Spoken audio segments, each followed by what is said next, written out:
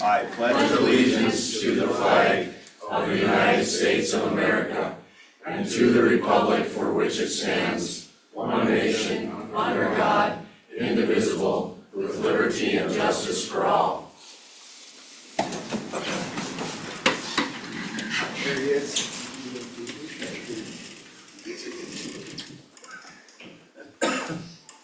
He's back. Must have had to get the sled out this time.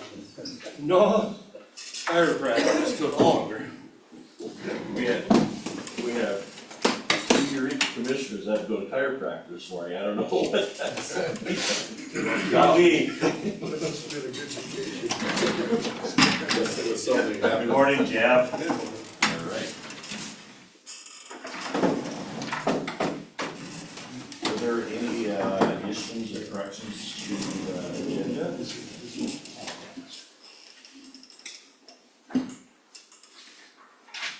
Any conflicts of interest? If not, I'll ask for a motion to approve the agenda. So moved by Neil, second. Second. Second by Jeff, all in favor say aye. Aye. All opposed, motion carried. We got a chance to look at the meeting minutes for the 4th, the 10th, and the 4th Drainage Commission minutes.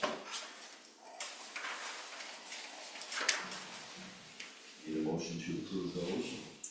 But can we take a couple minutes, look them over? Sure.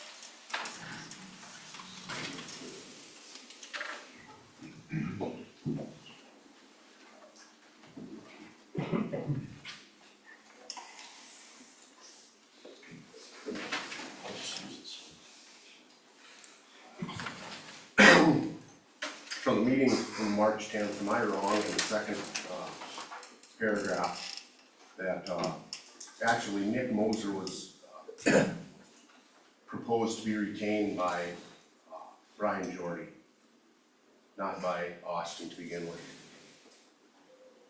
Am I wrong when saying that? Think so.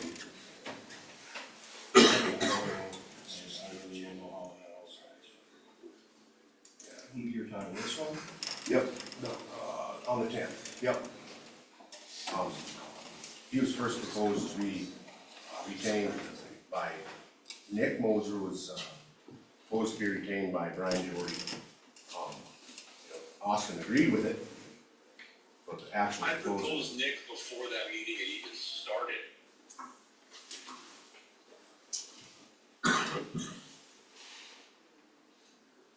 I had already talked to Nick before that meeting. But long before that, Austin, Brian had proposed him. And that might be the case. Okay. So you wanna change that instead? Well, I mean, that's fine if Austin agreed with it, but I'd like to have the fact that Brian Jordy recommended him first. So exactly how do you want me to? Brian Jordy proposed retaining Nick Moser, Marlo Woodward and Huff, PLLC, and that's fine if you put Austin agreed to that.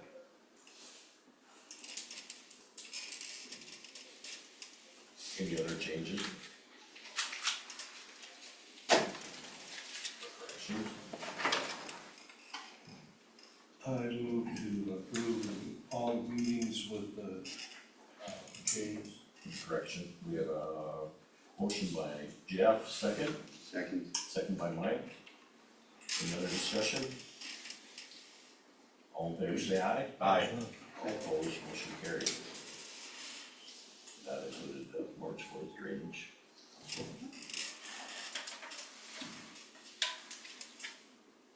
Okay, public comments, I see nobody was signed up, but did anybody change their mind?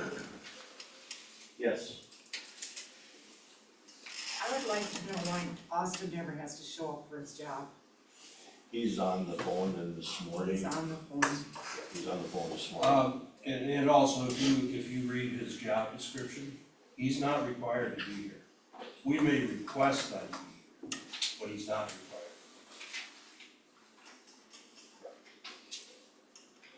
And he was gonna be here Tuesday, today.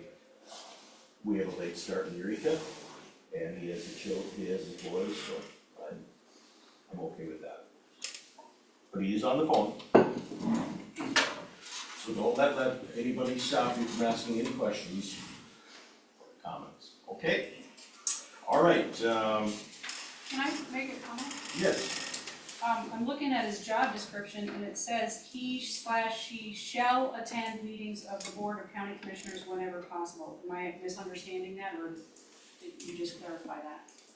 Shall? Yeah, On the phone. that's controlled by state statute, and state statute says, ultimately, discretion is up to me. If I'm asked to be at the meetings, I'll certainly try to be there, but, under South Dakota state statute, I'm not required to attend commissioner meetings.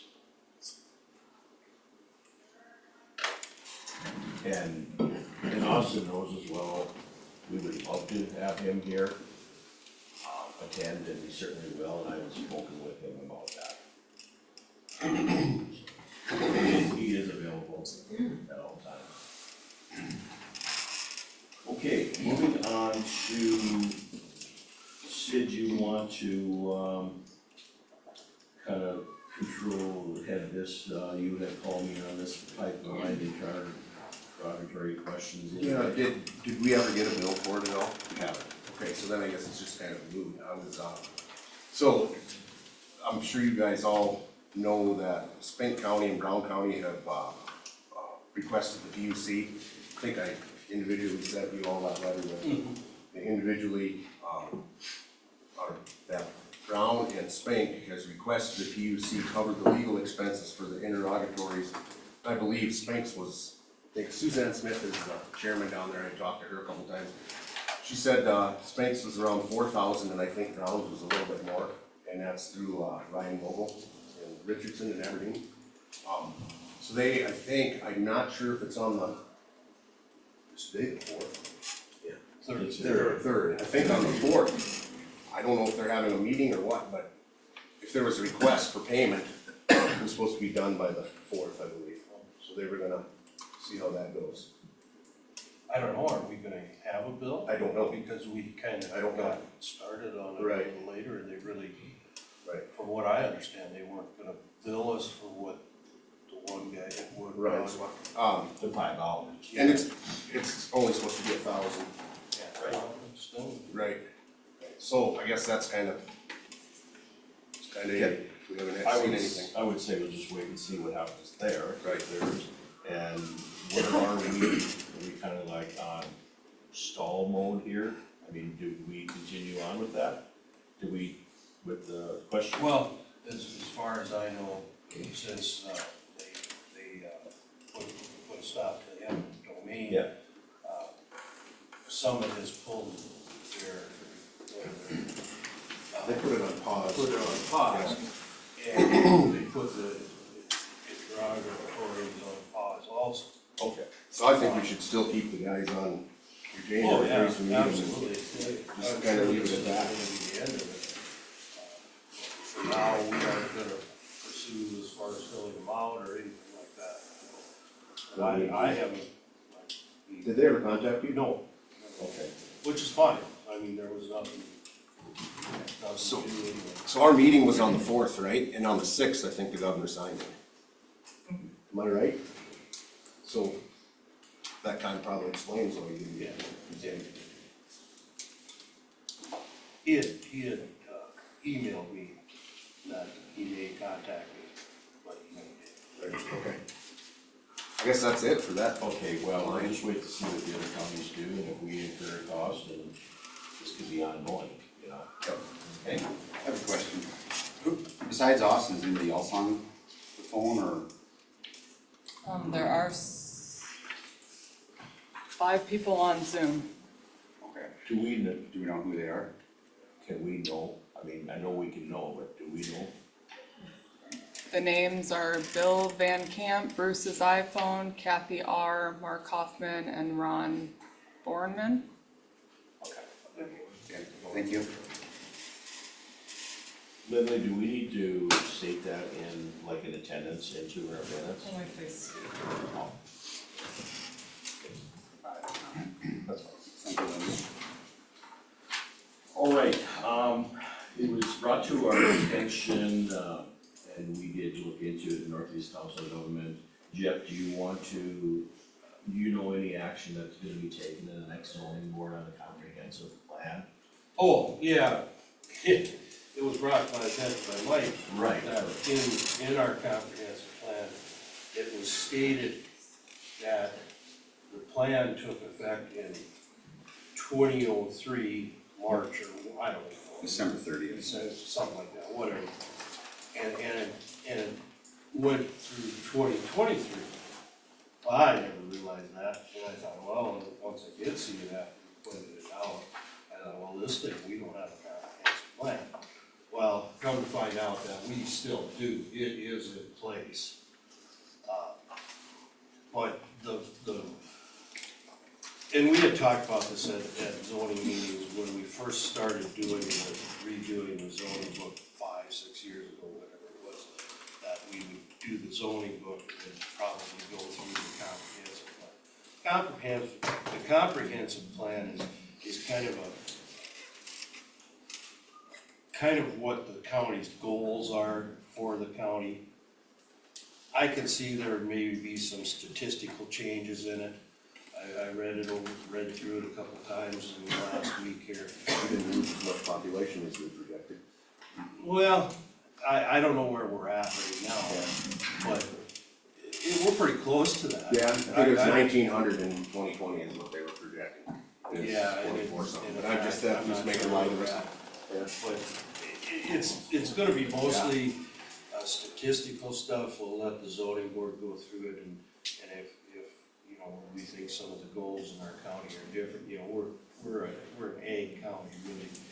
Ag drives this county, but that's not to say we can't sell other businesses. So that's what we'll be working on, probably. It's pretty broad, really. Yeah, probably starting, Generic. you know, we've got a meeting in April, and we'll probably get going on that, looking it over and see if we wanna make changes. But we do have a comprehensive plan in place right now. You know, the statistics in it are probably a little outdated. We need to, I don't think the city maps have changed. I looked at the Eureka one a little bit, I don't think it's changed a whole lot, you know, just the file board.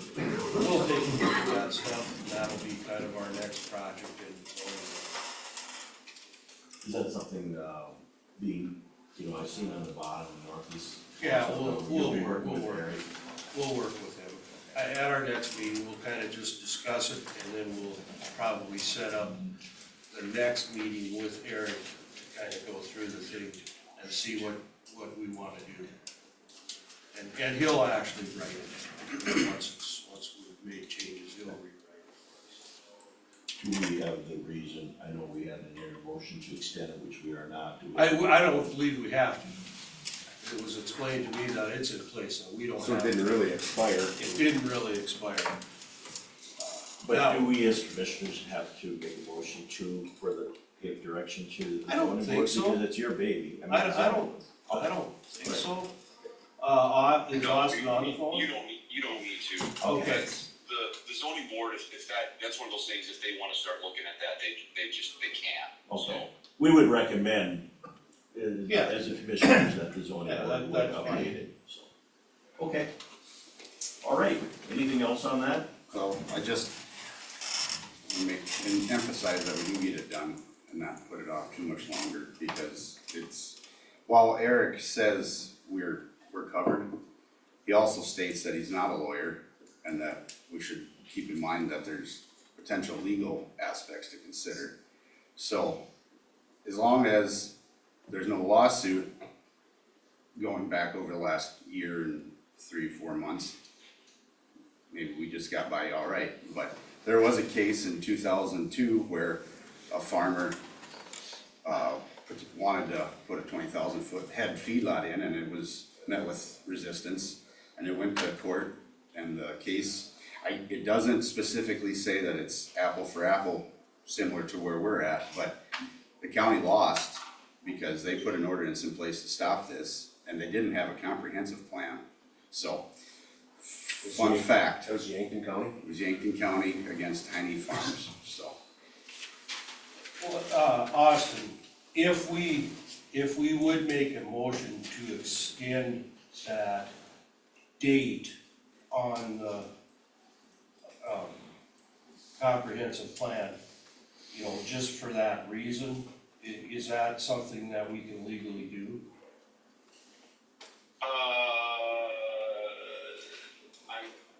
I'd have to go look. I know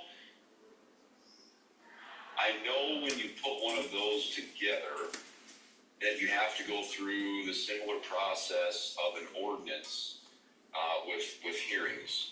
So Okay. I don't know if you can just make a motion to extend it, but you're not changing anything either. I mean, it's not gonna hurt anything to have a motion to extend it. You know, I'd like to say we get this thing redone within the next 2 years, but, I mean, would it hurt to make a motion to extend the current comprehensive plan another 5 years? It's not gonna hurt anything, no. Okay, Let me see here. 11.2.19 talks about what you have to do. It says hold at least one public hearing even, on the respective that's what comprehensive we plan, do, zoning no. ordinances, subdivision ordinance, notice of the time, place of the hearing shall be given at least 10 days in advance by publication in the legal newspaper of the county. Is that an extension, Mike? No, that's just that's the whole. the process. There isn't, Plan. as far as I found, wording on extending. I guess no really reason to extend it if it's okay now, but don't know. It's a gray area, so. I don't like gray areas. I guess, Because you you're know, not changing anything. I think the only time you would necessarily have to have a hearing is if something would be changed. If you're not changing anything, you're just extending what's already there. It is a gray area, but I would say it's not gonna, there's no, I think you'd be better off actually making a motion to extend it. Because then if there's ever an issue, it at least shows that, there was an attempt made to extend it. And we could always come back and have the hearings. Austin, is this To something, extend what we have on the books right now until the new one is done. Austin, is this something that in the next hour or so you could find out for sure? I don't like to make a Yeah, motion and then I'm come pulling back up next meeting and trying to rescind a motion because we made the wrong decision. Yeah, I'm pulling up those. I had some of them printed off. We can but come back to not that, these that's not a ones. problem. I'd suggest, Austin, check 11.2.21, please. Maybe that answers the question. Okay.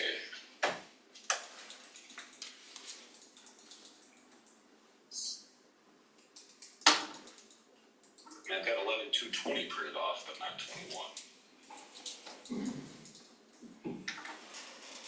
well, it's If you guys wanna move on to whatever else, We will. I'll Yep. throw this on mute here. We can and come start back, kind of yep. Looking here a little bit. Okay, then we have the state's attorney paid for the Westlaw subscription, the state's attorney P.O. Box. Give a little insight on that. Is that Austin?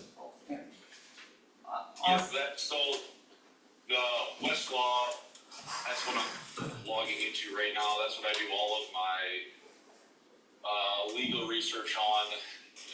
Traditionally, that has been split. I think the county's paid for half of that in the past.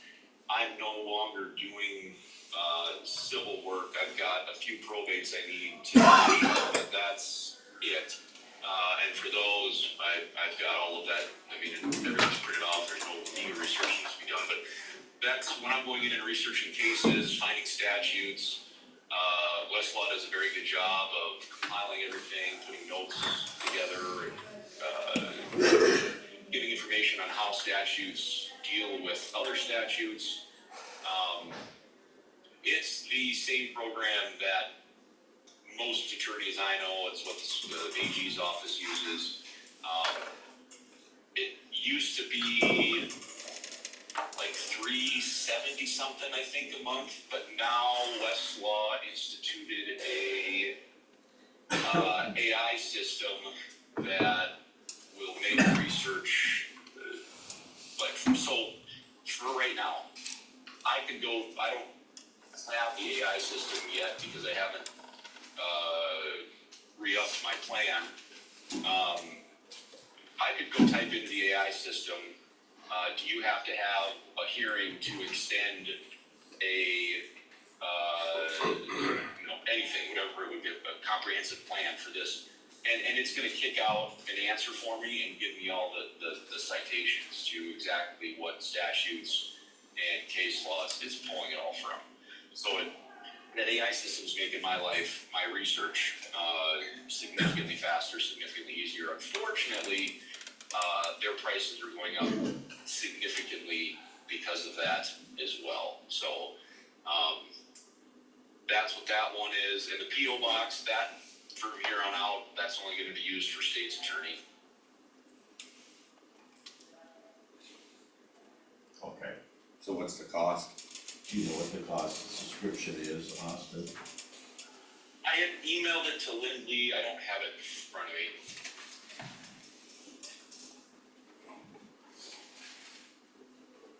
I can find it here. And the PO box is at the post office, Austin. Yeah, yep.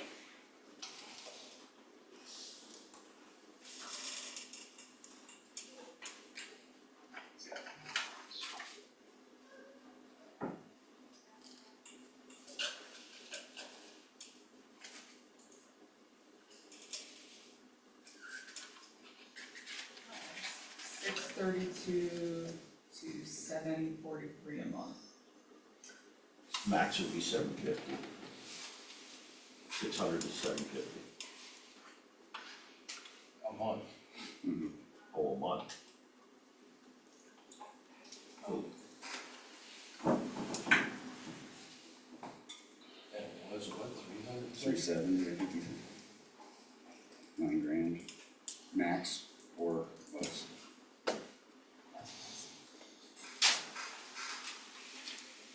And you're not using this for anything other than state's attorney then, Austin? No, this is just state's attorney now. Yep.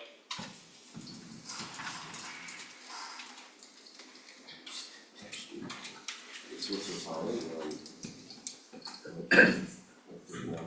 well, the other department heads get the same subscription type thing paid for? Or does it come out of the budget or? You know, I know a lot of software stuff gets paid for.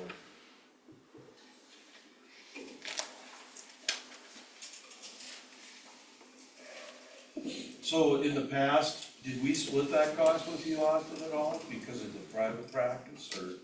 was Right. that- Yep. This is what we did last year. When do you have to pay the subscription, Austin? So technically it was up April 1st.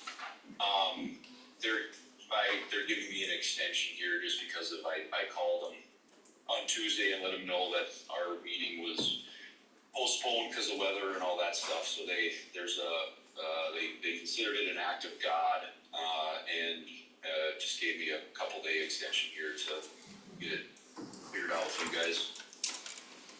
What happens if you lapse the subscription and wanna start up May first, but it cancels in a couple of days? I wouldn't have the program to, and I'm You- not sure. You would just be left Because, I mean, without your resource. I wouldn't have the resource until May first then. My understanding, I'm fairly certain, I've had Westlaw, so when I was in law school, we got it for free, for those 3 years in law school. And then I'm still on the same, account that I started when I was in law school, and then, when I started practicing. So there's a discount for, resubscribing, more or less. Those, if it lapses and you have to kind of start over, then those monthly fees are gonna be more. Sure. Just numbers for the general public, in the past it was $347.85 a month, which was a total of $4174.20, and it was split between his practice and his state's attorney. It was $2,087, our cost, our amount. Yeah, and those, unfortunately, these things went up, like I said, significantly because they've instituted that AI program, and apparently that costs them a ton of money to do as well. So Mike, you're trying to take the approach of the Aberdeen News, How so? if you don't subscribe, and then they'll call you back. Oh, you're right. Yeah, just curious, Jack, kicking around the bus. I don't think that's gonna work. this Playing way, hard to but get. I like your thinking. They did cancel this Clio, so we won't do that, we moved ballots out over the new phone system. Okay, so we don't have that expense either. So the top two you don't have. Yes, we don't have it. The 966 was almost $1,000, and the Clio 618, so it was about $1,600 that, $1,600 that we no longer have for expenses. And I did actually resubscribe just on my own to Clio, Okay. but I'm not using that for, Okay. I was using it for state's attorney in the past. That's more of a, really that program is meant for billing. I was able to keep track of files in there, but it's just as easy to do that like in Excel as what I'm using now. But I still needed Clio for myself just because for taxes and whatnot, so, but I'm not asking for Clio to be split from here on out. That's, I'm not using it for county stuff anymore. Max. You know, it was 600 sometimes. 750 in the top end, 7,500 plus, 1,400. But then that's total, not split. So we're looking at max of 4,500 a year. Our legal questions don't get less every year, put it that way.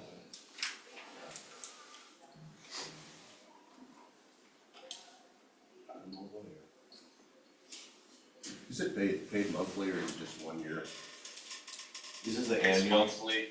monthly? Yeah, I could find out. I could ask if we could just pay a year at a time. What do you know about CaseMaker and CaseLex, Austin? Yeah, those are out there. They're not nearly as efficient of programs. The nice thing about Westlaw, like I said before, it's got, so like when I just pulled up 11-2-21, that statute. Sure. It's got notes on the decision from various cases. It's got the history of that statute, like how it's changed over time. So it's showing me it was originally instituted in 1970, changed in 75, 77, 83, 99, and then the current one was put in place in 2000. I can go back and look at all of those. And then there's it's called citing references. So that's like a tab to all of the other statutes that are somewhat associated with this. And then if this statute has ever been cited in a case, that's in there as well. So that's like those other programs, that's the kind of stuff that's just not there. Which, I mean, even those things on their own, make research significantly quicker, easier, more efficient, and just better. Because you can see right there what else is associated with this statute, and it helps you not to miss anything.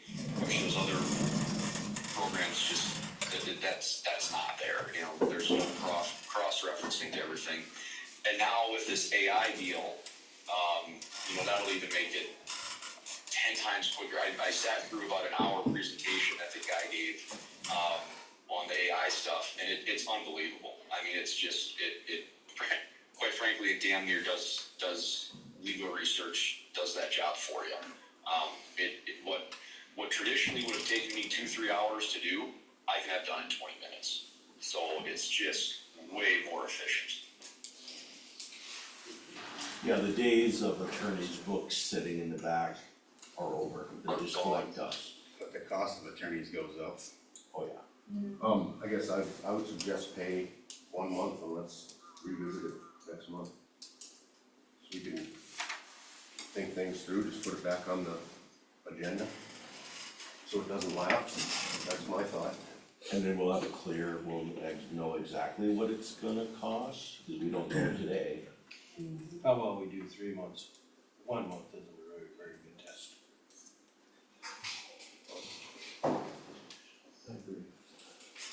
I'll move to do the subscription for 3 months, and we'll revisit it in 3 months, see how it's working for our state's attorney, see if it's an advantage or not. Okay, we have a motion, we have a second. We have a second by Neil, any other discussion? Yeah, and that included the post Yeah. office box, I'm assuming, so. 3 months and post office box. All in favor say aye. Aye. All opposed? Motion carried.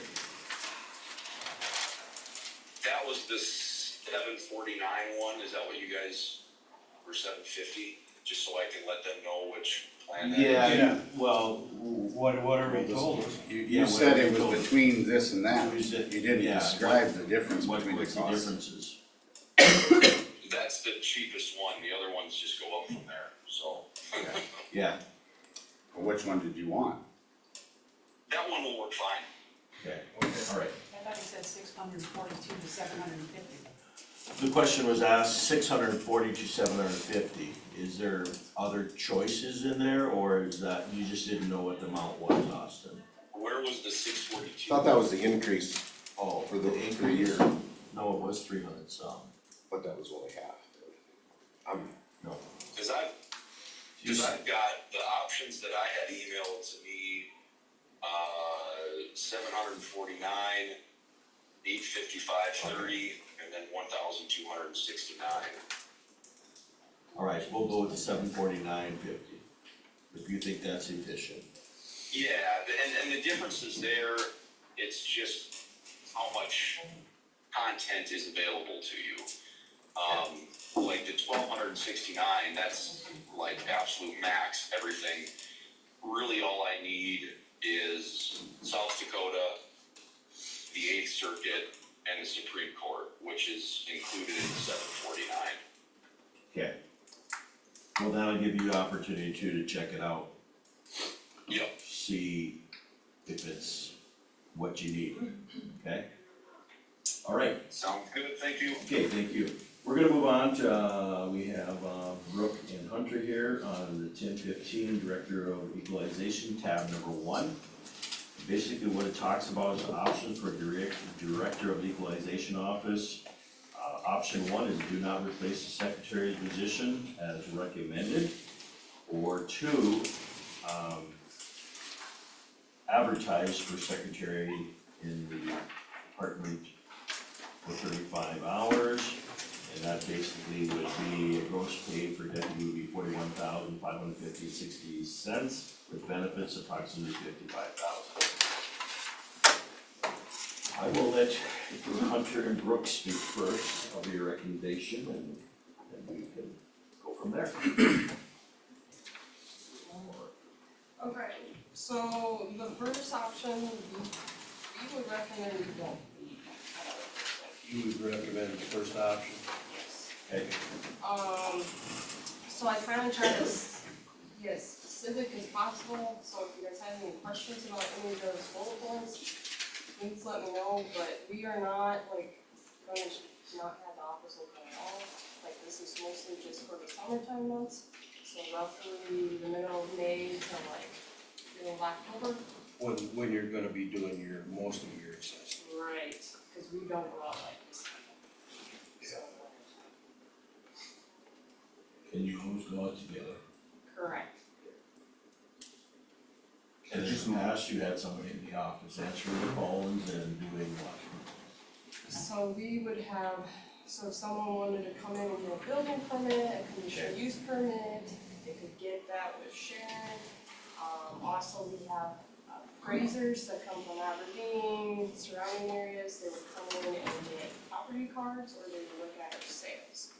And so, we have talked with some of the other people in other offices, and we feel like we could make that work among us here in the courthouse. So if I'm reading this right, the second, third, and fourth week of each month, the office would only be open Monday through Thursday.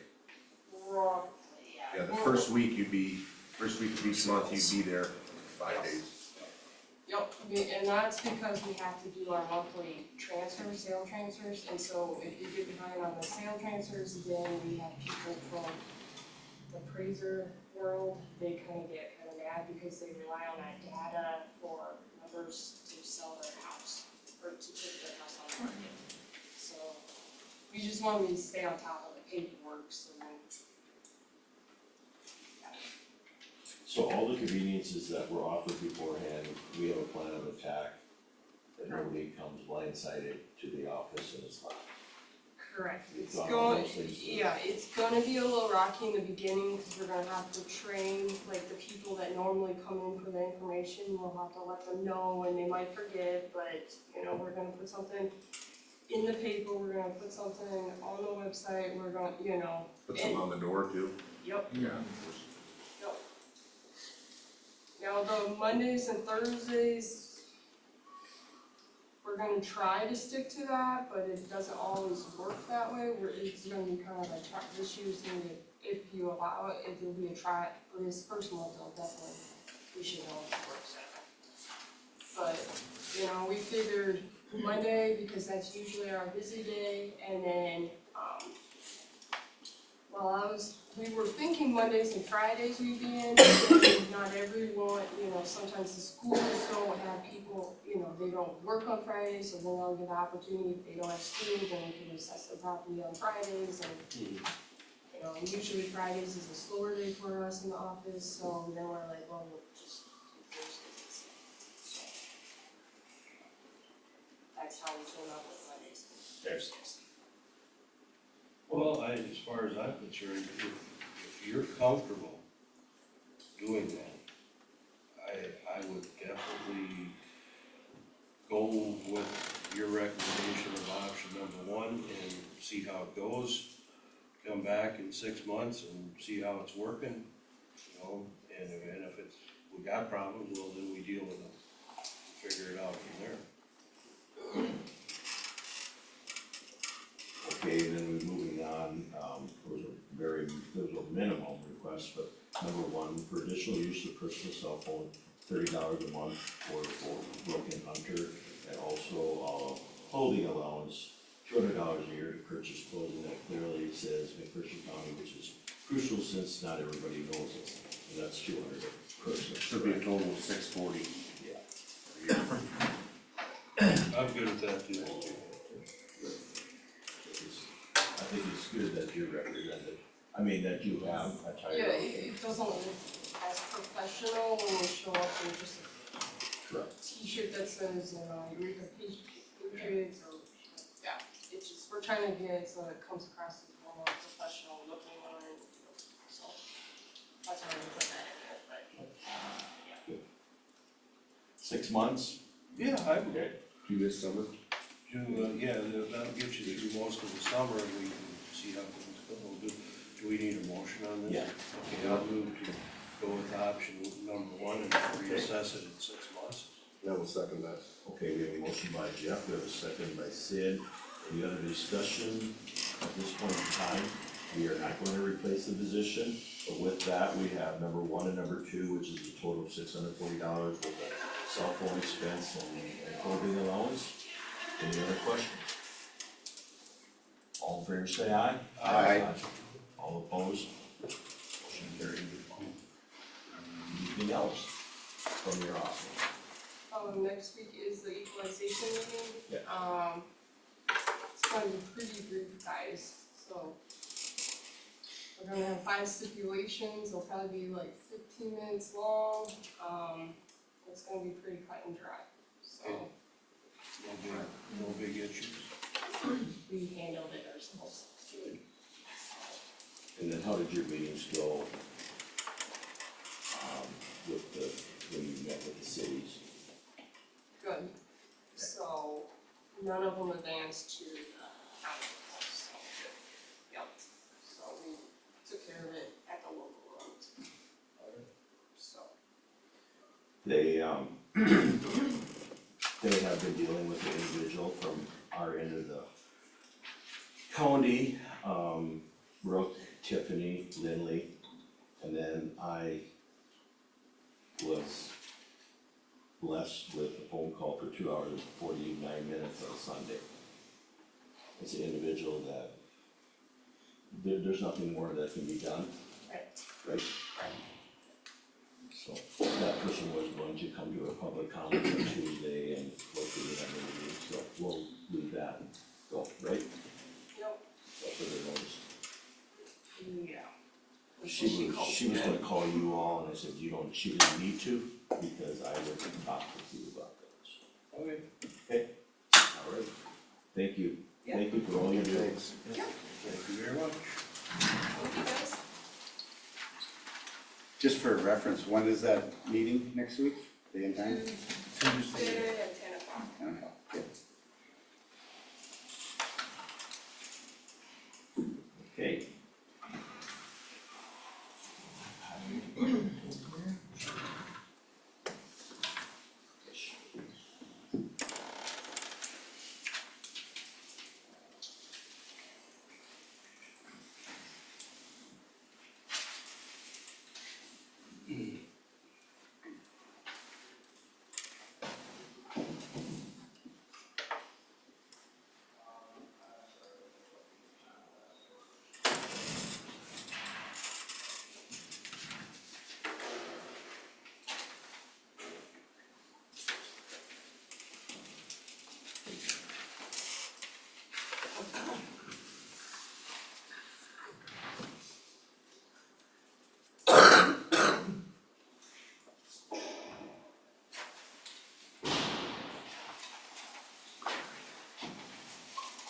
Let's go down to our meeting authorizations. We have Austin to attend State's Attorney's Conference, and then Sam Barrett, did you change your name? Change that to Barrett. To attend the BSO training. I think that's pretty common, just, Yeah. I'll make a motion then, to authorize those meetings. Okay, I'll second by Mike. Motion by Sid, all in favor say aye. Aye. All opposed, motion carried. Thank you.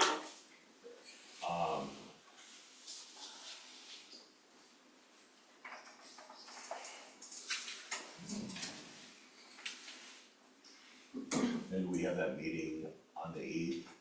Mike, do you want to? 9th and 10th. The 8th, but the meeting's Oh. here on the 9th. Right, sorry.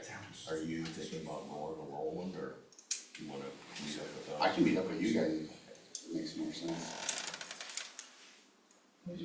Equalization at 10 and then drainage was scheduled at 11 on the 8th. There was an individual applied for a drainage permit. It was after the publication deadline, so we just advertised for the 8th, so we could get that in as well. And then, do we have any complications? Anybody have anything on the 6th for the commissioner meeting on the 6th? We're just going over the I think I'm good. Okay, we have equalization next week on the 8th at 10, and then drainage at 11. And then, commission meeting on May 6th. Hunter, when's our zoning meeting, is the 15th. 15th of April? Okay, that'd be the next Tuesday. No, we're good. What time is the zoning meeting? 10. Thank you. And, yeah, we'll be getting our meetings at 9 AM or somewhere. Okay. Okay, Glenn, we have highway and we have surplus equipment. Okay, let me go where is it? Okay, the triple axle belly dump, the 1996 Trail King, we need to surplus that. That's the unit that we want, that's gonna be, or is gonna be already listed on Homer auction. So, need a motion to do that. Are you gonna take it up there, or is it just It gonna is be? there. It is right there. Yeah, I wanted exposures, Yeah, so yeah. we've got some interest in it already. Are we gonna set a limit on that thing, or just let it go? That's up, I guess, I didn't think we would, I think we'll get what it's worth. It's a 1996, it's, seen a lot of use, and when we purchased it, what was that, roughly 14 years ago, we spent 20,000 on the trains, primarily to get the pups, and, we still have the pups, and they're worth, you know, I figured 10 grand a piece at the time, Everybody's got a semi that's gonna bring. yeah. So You I- said that, you said the doors, the clam doesn't? No, Or that one does? that one, it's not quick, it's not like when we do asphalt, it's not quick enough for asphalt, but as far as hauling gravel, it is not a problem. You know, works fine for that, so, and then there's gonna be some other, you know, miscellaneous items I'd like to surplus that I'd like to put on the, spring auction here in Leola. I've got some split rims, which I don't know if there'll be a lot of interest in that. Buds, they're 1122, they're a little bit different size tire, but I've got 12 of them, the tires are older, we took them off the lowboy. And I changed those out because they were the age of the tires, and then switching them, we didn't wanna stay with split rims, cause nobody wants to work with those anymore. A lot of shops won't work with them. And then there's some other miscellaneous like air cylinders, some other rims that we no longer need. I've got some old barbed wire and rolls that, it's that 4 barb stuff that Roger bought it probably 25 years ago, and I've still got a bunch of that, and there's just no need for it. I wanna get rid of that. And then, I even wanna update, we've got nothing but Craftsman cordless impact tools. And most of those, batteries are getting bad. We have updated, like the 3/4 inch impacts for the shops. Milwaukee's, and those things are animals. Unbelievable. They work great. I mean, we haven't had a wheel stud that we haven't been able to take out You yet. need an air hose anymore. So, and we've got some other Milwaukee equipment, so I'm planning on selling the Craftsman at the sale. And then I just need a couple pieces at, shops here, and I'll be back up with those. So yeah, basically surplus, if I can find any other miscellaneous that we aren't gonna use, we'll be cleaning that up and putting that on the auction.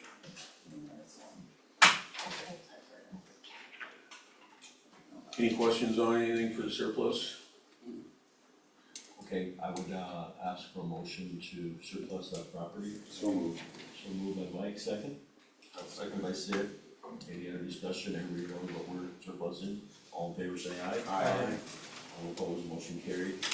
And then, Lily, we wanna do the motion now for the Butler and Premier equipment to be added to the list of bills. Yeah, okay. You see on your agenda, it says, a motion to add Butler and Premier equipment to the list of bills for the auditor's office is approved to pay in the event they have not been publicly posted 24 hours in advance. We need a motion on that. So moved by Jeff, second by Sid, all in favor say aye. Aye. All opposed, motion carried. Okay, number 2. Okay, motor grader, share the desk. Anyway, There's a spot over there. I will take that.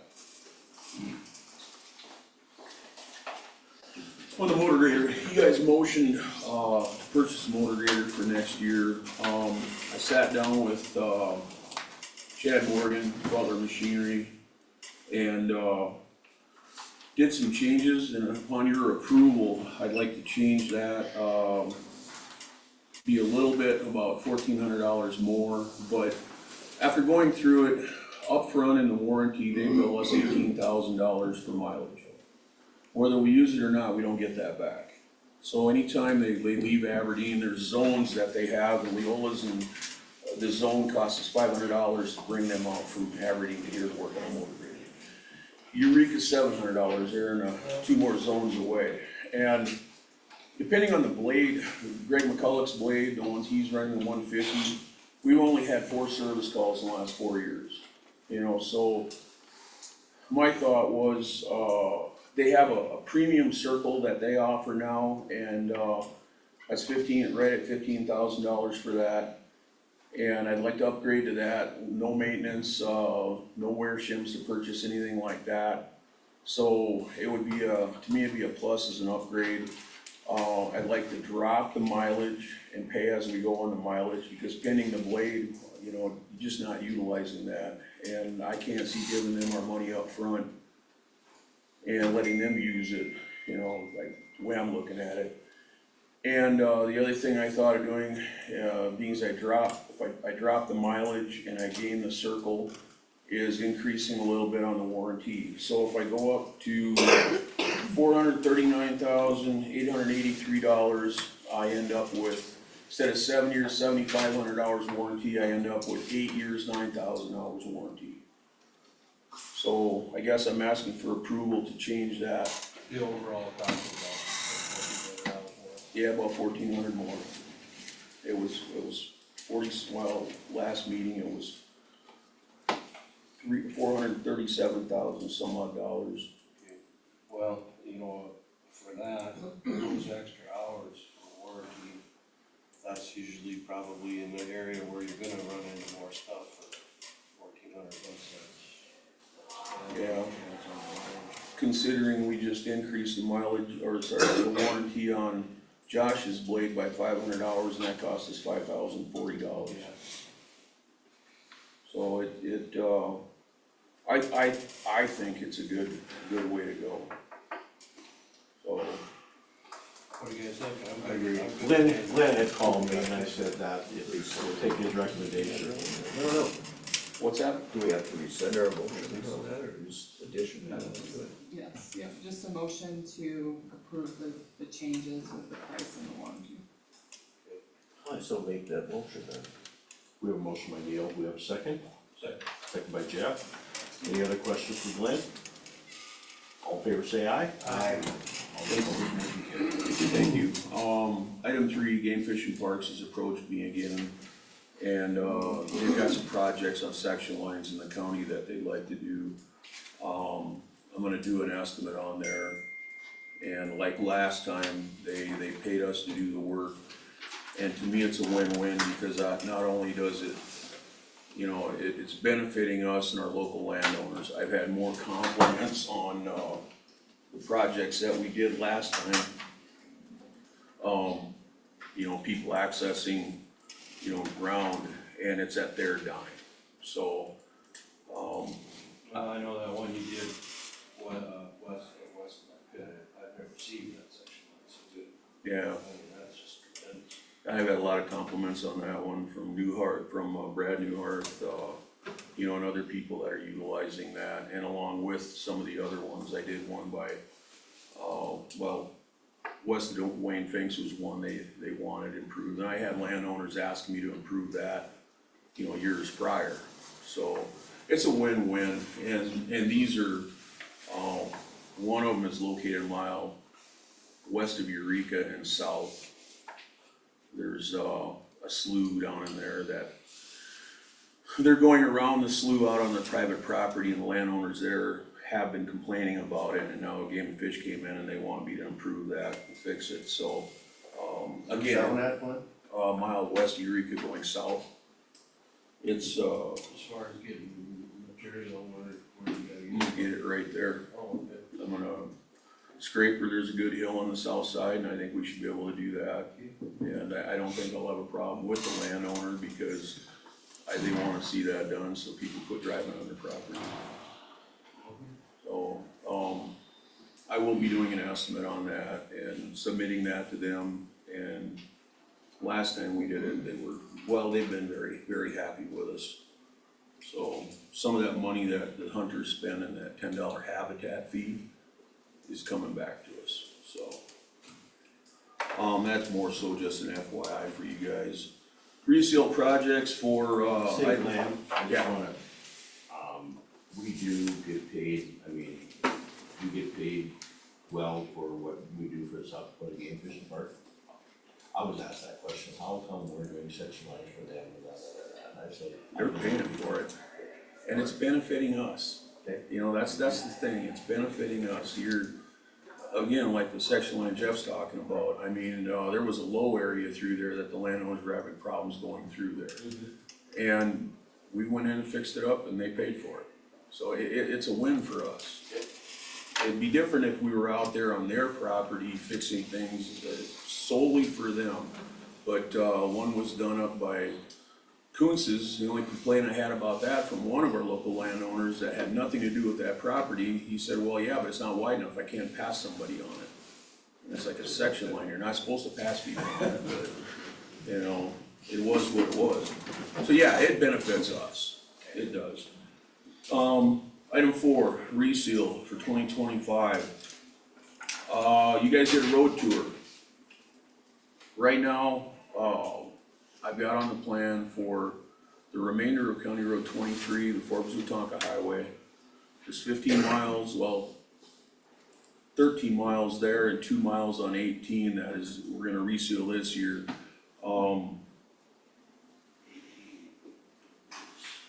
It's the one just north of Wetumpka going over to Brown County 5. Yeah, and then I wanna do 15 miles total there. there, and then I have on the plan from Hillsview South, cause we had a lot of breakup on that last year. And that's 5 miles there. But looking at numbers from last year, we got a lot of roads that are due. You know, when we did the grinding on County Road 7 and the amount of money it takes to put that back to oil, you get behind on the rest of them. And I think my feelings are, after looking at numbers from last year, I'd like to go back up to 30 miles this year. And so I'd like to add another 8-10 miles. Question for you guys after your road tour is, 2 roads that probably would be on my list. There's 8 miles on 8 across the top here, or 7 miles on 5 from Highway 10 down to Hillsview. Those would be the 2 I have a question on. 8 up here is showing a lot of stress. Okay, 8 From County Road 19 north of Leola over to 17. pasture. Yeah, that one is showing a lot of stress. A lot of allegation. I personally think that one, I should do that.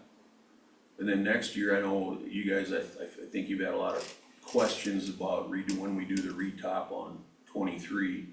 When I do that, that's gonna be probably most of the oiling for the years. So, I know I won't be the most popular guy in the world, but my feelings are do 28, 30 miles this year, and then try to do the same next year. And then the year after that, I'm hoping to have everything ready, and then we re-oil that. You know, it's right now, you're looking at $50,000 a mile for the oil on that. To redo it, because you got your prime oil, your MC70 prime at 0.3 of a gallon per square yard, and you're looking at $4.95 a gallon. And then your reseal oil, of course, is roughly $16,000 a mile per lift, and you do 2 of those per mile. So you're looking at a lot of money for re-oiling, per mile. As far as resealing goes, a reseal per mile with the oil and the rock, depending on the type of reseal, material we use, you're looking at $18,000 to $19,000 per mile just to do a reseal with the aggregate, 16 for the oil plus the rock.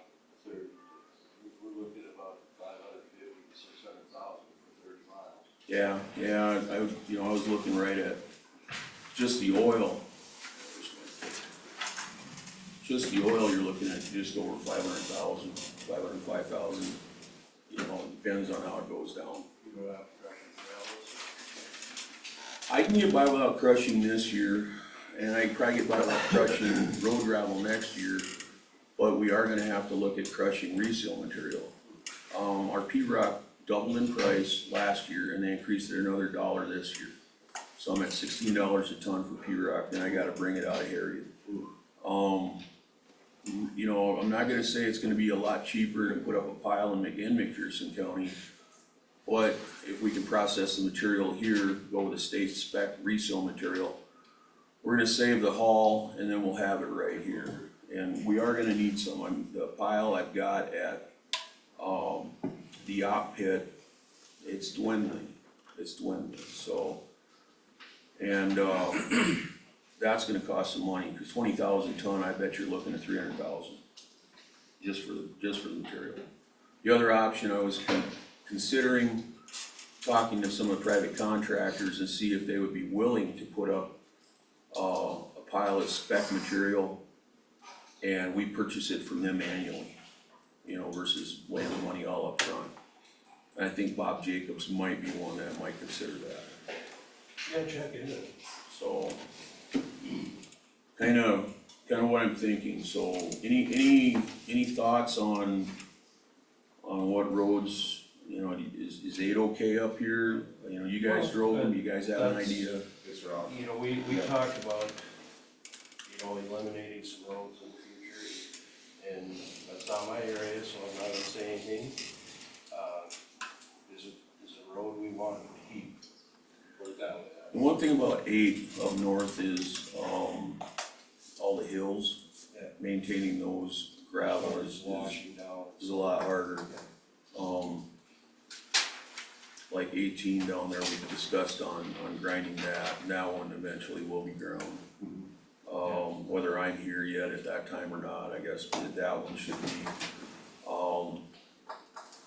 hate to say it, but even 12 by Hillsview, I mean, that one, you know, I don't know if that one should be. Is that 4 miles? 4 miles there, yeah, 6 miles on 18, 4 miles on 12. 4 miles on 16 is up in the air. I got trucks coming out of Campbell County off gravel onto oil, you know, and then you had talked about, County Road 5 at one point. Yeah. I think if we want to keep that road, I think Chip, it definitely needed it. Yeah, it's rough. Yeah, The rough doesn't bother me, that slows the trucks down. well, and my thoughts this year, if I don't crush material this year, that's 160,000 that I used last year that I can put toward asphalt this year. That's where I can increase my reseal oil this year, so that I can cover the miles we need to cover. I have a question for you. Yeah, On 5 going by my place, coming off that hill, it's starting to break up. okay. And it's not, it looks like it could be a pretty big road. Okay. What would you say if we went in there and just ground what's breaking up, just right? And just try to gravel that for now and see how it goes, rather than put all the hot mix. We can do that. And then, you know, that's a road that possibly would be ground when it's time Okay. to reseal. When you get through there quite often. What's that? The blade get by Oh, there. Yeah, it would be about a mile and a quarter off of Highway 10 is where these Yeah, I know what spots you're are. talking. And That's kind of a common spot, isn't it? yeah, it's always a problem there, so I'd rather see it ground up. Okay. You know, put a little whatever you need to in there to, you know, make it as smooth as possible and see how that works. Probably do a big enough spot so that it's Yeah, I easy wouldn't- to maintain. I wouldn't make it just a little Right. table-sized spot. You'll see it, Yeah. it's probably,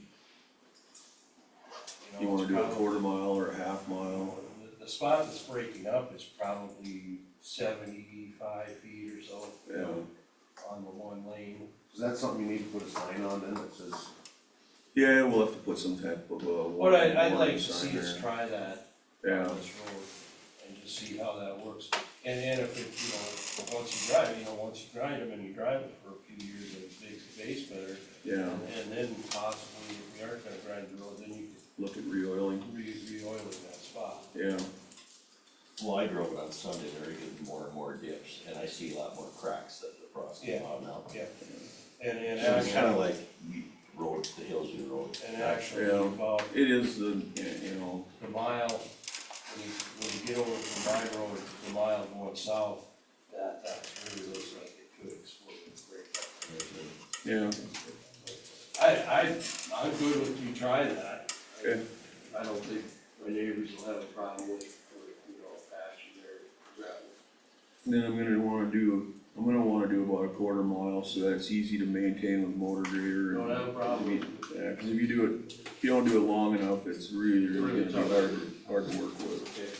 Then you talked about resealing from Hillsview South, Yeah, why would you reseal that and then grind it north? to the Uh, Highway 10? No, north of he Highway would- 10, Huh? north of Highway 10. We're from. No, I'm talking Hillsview, corner south, you talked about 5 foot miles to the, Resealing that, yeah. why would you reseal that if you're gonna grind up from Hillsview North? No, it's not. Not Hillsview North, Highway 10 north. Hillsview West. Yeah. From Hillsview west over to 47, So that's what are four we miles. thinking north of Hillsview? North? That's That has got a fair amount of traffic on it, Oh, I know it does, you I'm know, just, so that's one that, we it's need one of those roads attention. with enough traffic, I don't think it's on the list to grind right now. I guess my feelings, that one's got a fairly decent base, it's got some dips and springs, freeze thaw, that one culvert's always way up and down. You know that one. Yeah. Yeah, it comes and it goes. Yeah. I've got some other ones in the county like that where the culverts really settle and, yeah, but, I Yeah, guess, that road and the one, the other one that you just did, none of that was traffic, semi-traffic, the Criney one. oh, yeah, yeah. I don't know the numbers yet, I just know. Well, it's surprising, you got two roads not that far apart, but they do get quite a bit of Yeah. traffic. Yeah. Why, I don't know. I've got other roads that, don't, 18 I use, for instance, 10 to 15 vehicles a day is probably average. It's a lot of money to spend on an oil road for that many vehicles. what we kinda talked about as possible grind was one south of Highway 10. Yep.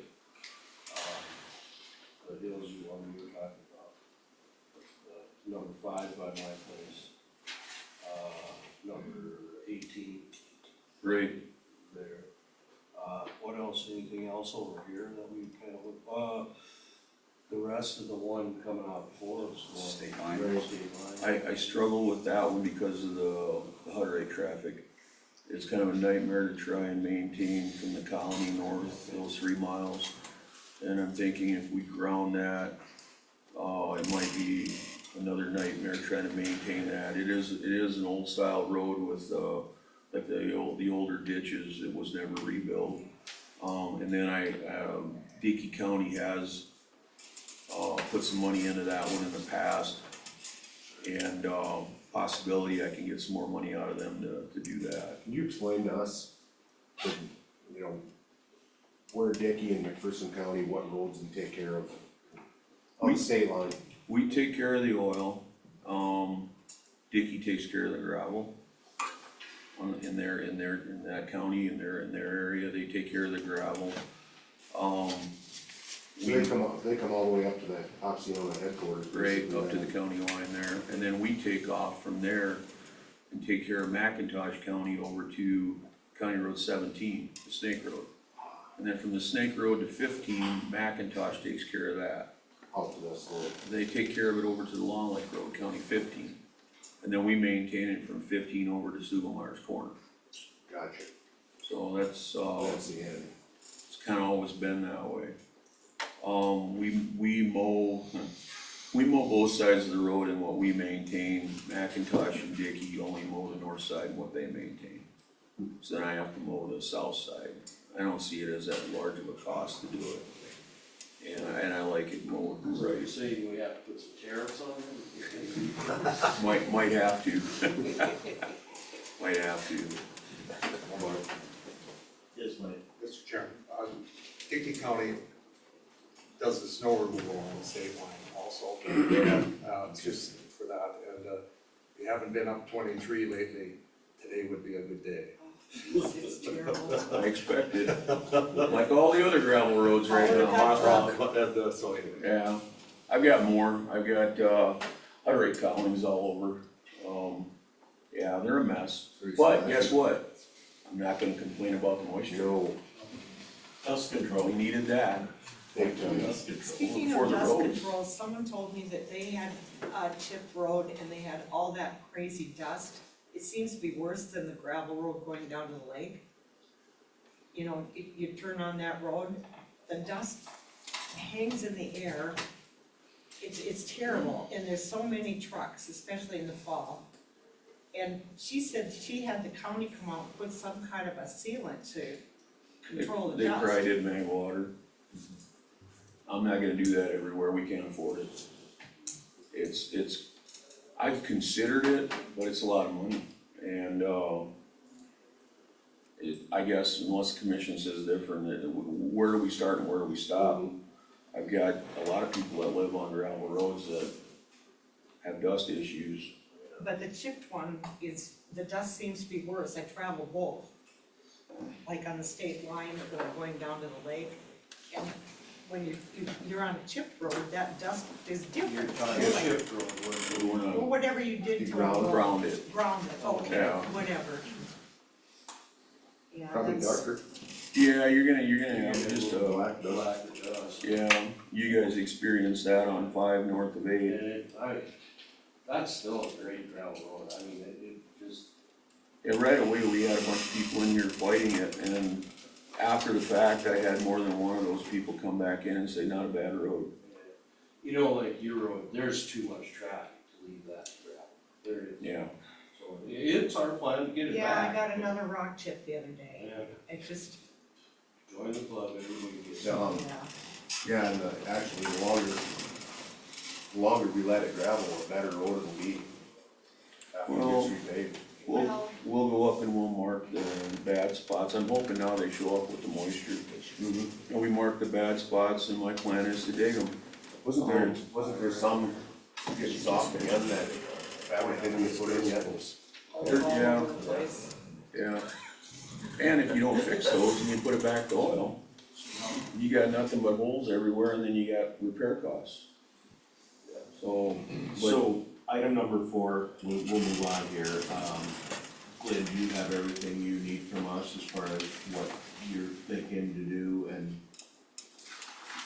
you guys are good, if I add, 8 up here, you guys are good with that, I guess. I don't know if we need a motion on that or not. It's, Not it's, really, No, you know, it's just I a, think it's yeah. sooner than better.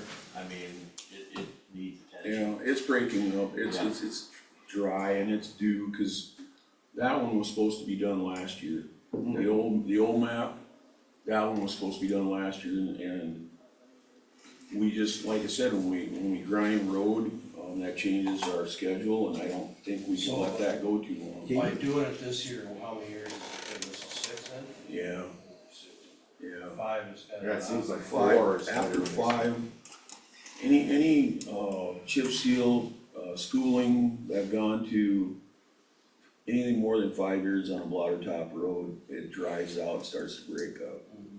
You know, 5 years is where you wanna be, and you start pushing it longer and they really start breaking up. Can you pass that up around? Yeah, that was the old plan there. And I've got, you know, other, It's numbered on the bottom. so it's Yeah. what- Color coded. yeah, that was the old plan until we changed it. Till we ground 7, things started, you know, that's when things changed. So, Did you discuss fully shoulders already? Number 5? no, I have not. Pulling shoulders, I already started, so I got a mile and a half of road that's destroyed right now. That's fun. Yeah, but you know what, this is the best thing for you. Once this settles out and we get it down, it'll get hard. And that's, 2 miles out of Leola going south. The next one I wanna do is, County Road 18 west of 17 for 3 miles down by the new turkey barn. That road's like, I don't know, over 30, it's like 32, 34 feet wide. They keep pushing it out. And we're gonna bring it in. That's gonna be a major pull on that one. And when I get done there, we're gonna be over on, 12 from, 7. Is that 3 miles? From 12 east or from 7 on 12 east toward, Alex Pizzas, over there. We're gonna do that, and that's all I'm gonna pull this year. So, like normal, we pull a road, we get moisture, we do it every time, seems like, but, yeah, it's a mess right now, but it's a lot of gravel that we pulled out of the ditch. Is that Adrian Jeffrey and Yeah, Becker? yep. I warned them both. I let them know that. Well, that's the key, you just gotta let Yeah. people know, because it's gonna be ugly. Oh, yeah. When we did 19 South, Nancy Barrett, it was like 4-wheel drive only. Oh, it rained 3 inches and it was 4-wheel drive only. So that's what I'm doing for shoulder pulling. Fences, just cover myself. You guys want me to send, just a reminder to those individuals that we had for, fences to be moved? Yeah, oh, I'm gonna give my opinion on that. Okay. You know, when we did the road tour, we seen some that, you know, there was really no reason why the fences got moved out because they went in a lower area. Now, I'm just gonna take myself, for instance, I have, right now it's dry. Right along the road And I there. hope that we get some water, then Yeah. next year we will. Okay, we do have one of those people that does have a situation where you went there, you marked it, and if we get a lot of water, that's gonna be, that fencing, they're gonna have hip boots to fix that fence again. I just don't, I know we got rules, but it doesn't make sense to have it up on the road and then put it down into the water and then we have water for 10 years. That's where I have a problem with this. What I'm asking for is by talking to these individuals, I just visited with Evan Dutenhofer, last week, and we looked over his fence, and at least give us, 18 feet so we can run more along that road. By law, it's supposed to be 33 feet, big deal. But if I can get 18 feet, so I can run more along it, you take 18 feet off that shoulder, it's not that far down. Where I had the flags marked and the one you're talking about, that was at 33 feet. And Where you have it marked now. where the flags were was at What's it 33 off the feet. highway, off the road now. It's I- just I've a got- matter of making a new fence. I 10 feet don't down. agree with putting it down in the water, the potential water, but I don't agree moving it 10 feet. 5 feet, 10 feet now. I don't know. It just, but where do you start and where do you stop? I know. It's, and then where's the liability fall? Because even if we're in the right of way, we assume the liability, and I had one woman, taxpayer from the county, talk to me, she was upset that there was fences up on her road, because what happens if we hit that? First thing she said is, I'm gonna sue you. So we fall into that, so I'm damned if I do, damned if I don't. I don't know. You know, I'm not. But if we can get them down to where it's not right up on the road, nobody seems to notice. But the thing of it is, every place is different too. And that's why I requested in that letter I sent, I had them send it out in the tax notification to everyone. If they call me and we can go look at it, and that's what Evan did, he called me, we went and looked at it. He's gonna move down to where I can get a 15-foot more by the sloughs, and then the rest of it, he's gonna move down. He's gonna put it back where it Where's was. that one at? Going over to Nelson for the. In between, Ken Schaefer's land and Leo's Oh. land up there on the Gower land, Victor Shoemaker place. Yeah. And he's gonna move it down to where we can mow decently.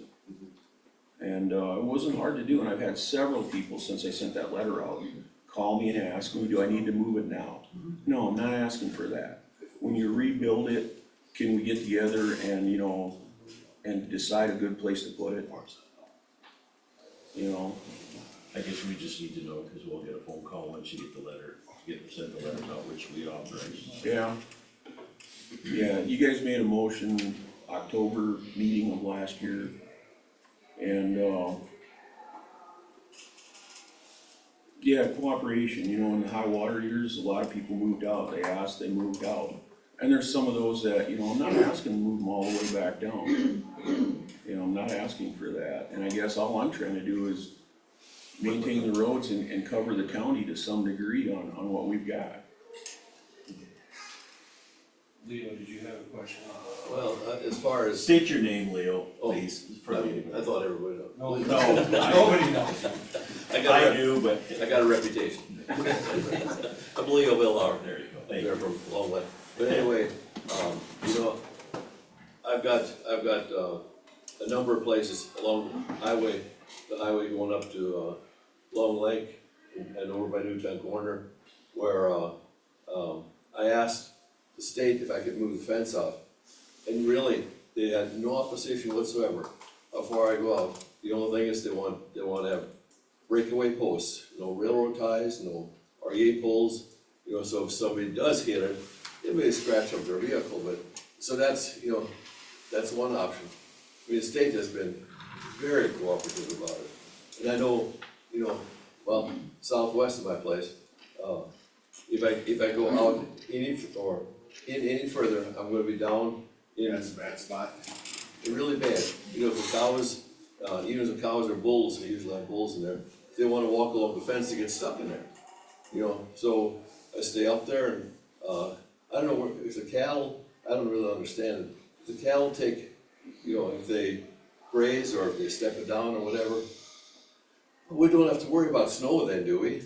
You know, so if you can't, mow that, you know, part of the ditch 18 feet or whatever, there's no snow, problem. It's more the grass that grows in the fence line is the problem. Yeah, well, that's what it got sprayed for, I think, you know. Yeah. So anyway, that's my opinion, thanks. Yeah, those are the situations I'm talking about, and I will say though that the state won't let you put it up there within 10 feet of the road. Maybe not, yeah. You know, they're gonna wanna be able to mow the road. I know, I haven't got any But restrictions. again, you also ask them. Yeah, absolutely. Yeah, you talk to them about it, so, Yeah, and that's, a lot of it is all I'm asking, that people sure, talk to me even before they go out and put up a brand new fence. I appreciate it. Yeah, that'd be the best thing. Well, yeah, but anyway, I guess whatever you guys decide, I do what you guys I want. think just go forward with what you plan, send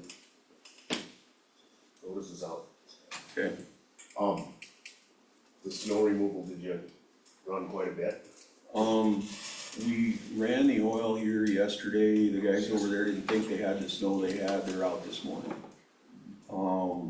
I'm gonna do some of the gravel over here, not a lot of it, it's too soft underneath and we're gonna end up losing a lot of material. Yeah.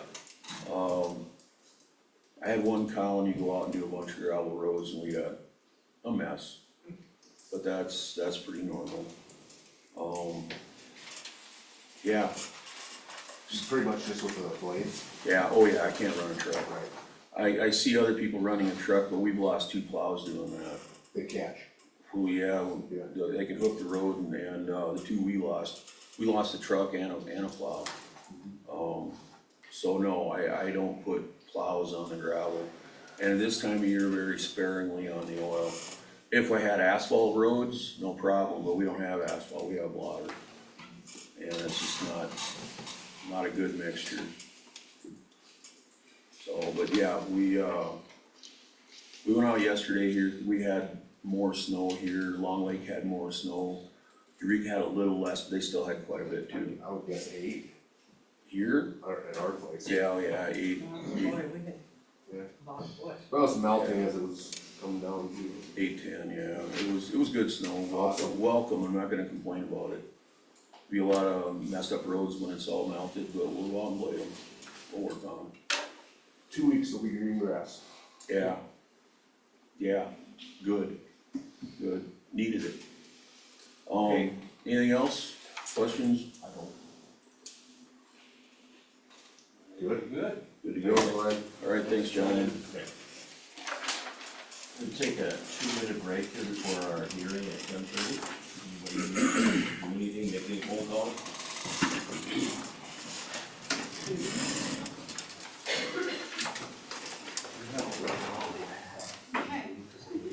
You still doing any building? Where at? Pretty much gravel? No, Yeah. normal. That's too much, huh? Yeah, I told Greg I about that could've today, done one to about take 3 some miles off. from my place. Yeah, I think so. Quite a bit of I it. did have a recommendation on that, comprehensive plan, if you Okay. wanna pop back to I that. bet you some of the side roads got Come hit. back in. Austin, hang on a minute, we're taking a 2-minute recess and then Mark will be back in here. I'll let him know. Yeah. Yeah, No, they I don't. think I know what the best route would be for that thing for The now. only good part about those trucks is at least I get something out of them. The county needs to search with a road tax on individual households. I don't know how you can do it, but yeah. Dennis Spiker, talked about it, he said it's easy. Yeah. You set up a camera and Charge them. and you just send them a bill for every, and by the way, I will pay that 50 every fee for every semi that I run past that town. Yeah, I don't, if it costs me $1,000 in the fall to run my semi. yeah. I was down there with Tonka stockpiling the last week one day, and almost every truck went by with Tonka coat plates. And then they weren't, That's, yeah. we're getting just 9% of the trucks home by, except for the other. Crazy. I had a truck complaining about a road, road, so I'm getting Basically what. I have a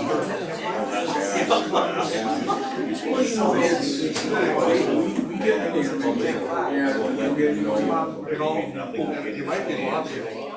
The state, because the ethanol plant is the one receiving statement. There should be some compensation, there should be, hey, tell them you're gonna close off 23 and see what we get. well, they got a culvert, but then everybody has to suffer. We're suffering significantly. Yeah, I know I ran 2 of them down last week, in between trucks that we have was in my pickup. The one hit 570, and I got behind him, he's doing 70. Oh my God. And I got on, and I had the lights, I put my lights on, and I slowed him down, and then another one came by in the other direction, he wasn't happy with that. But they drive. And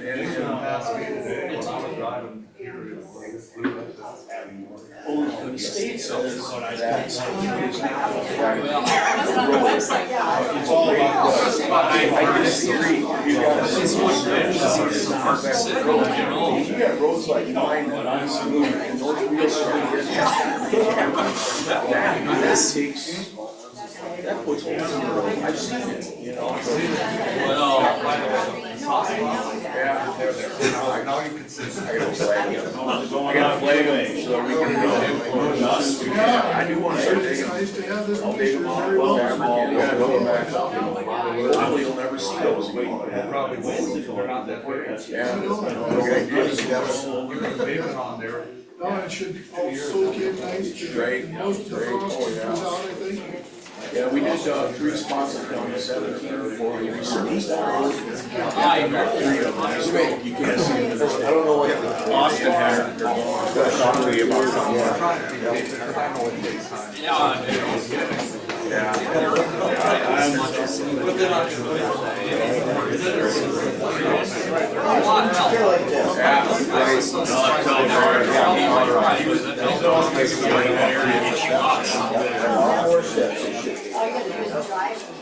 Right. Yes, yes. I believe I have about 4. The sun is, even though we don't really have sun, it's still powerful. Weather temperatures. Either 4 or 5.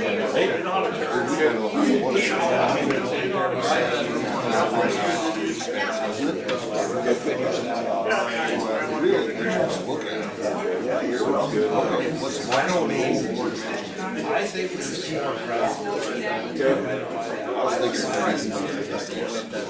sometime we should take.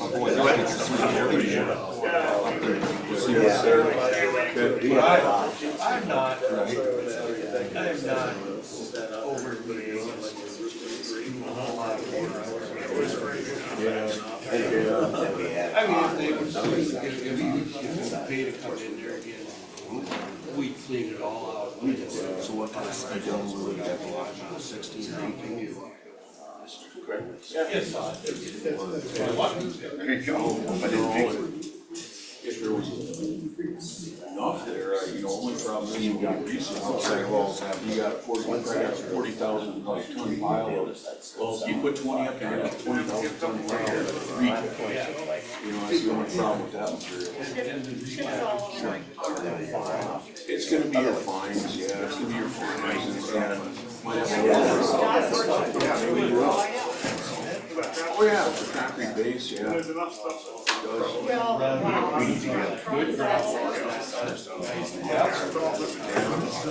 We'll see how it goes. Sounds good. Yeah, Mike. Well, if we can have commissioners run through so many grades on our road and then it goes back. Okay, we're gonna start out here, we're gonna go back to the comprehensive plan, which is in 945. Austin has some comments on that. Go ahead, Austin.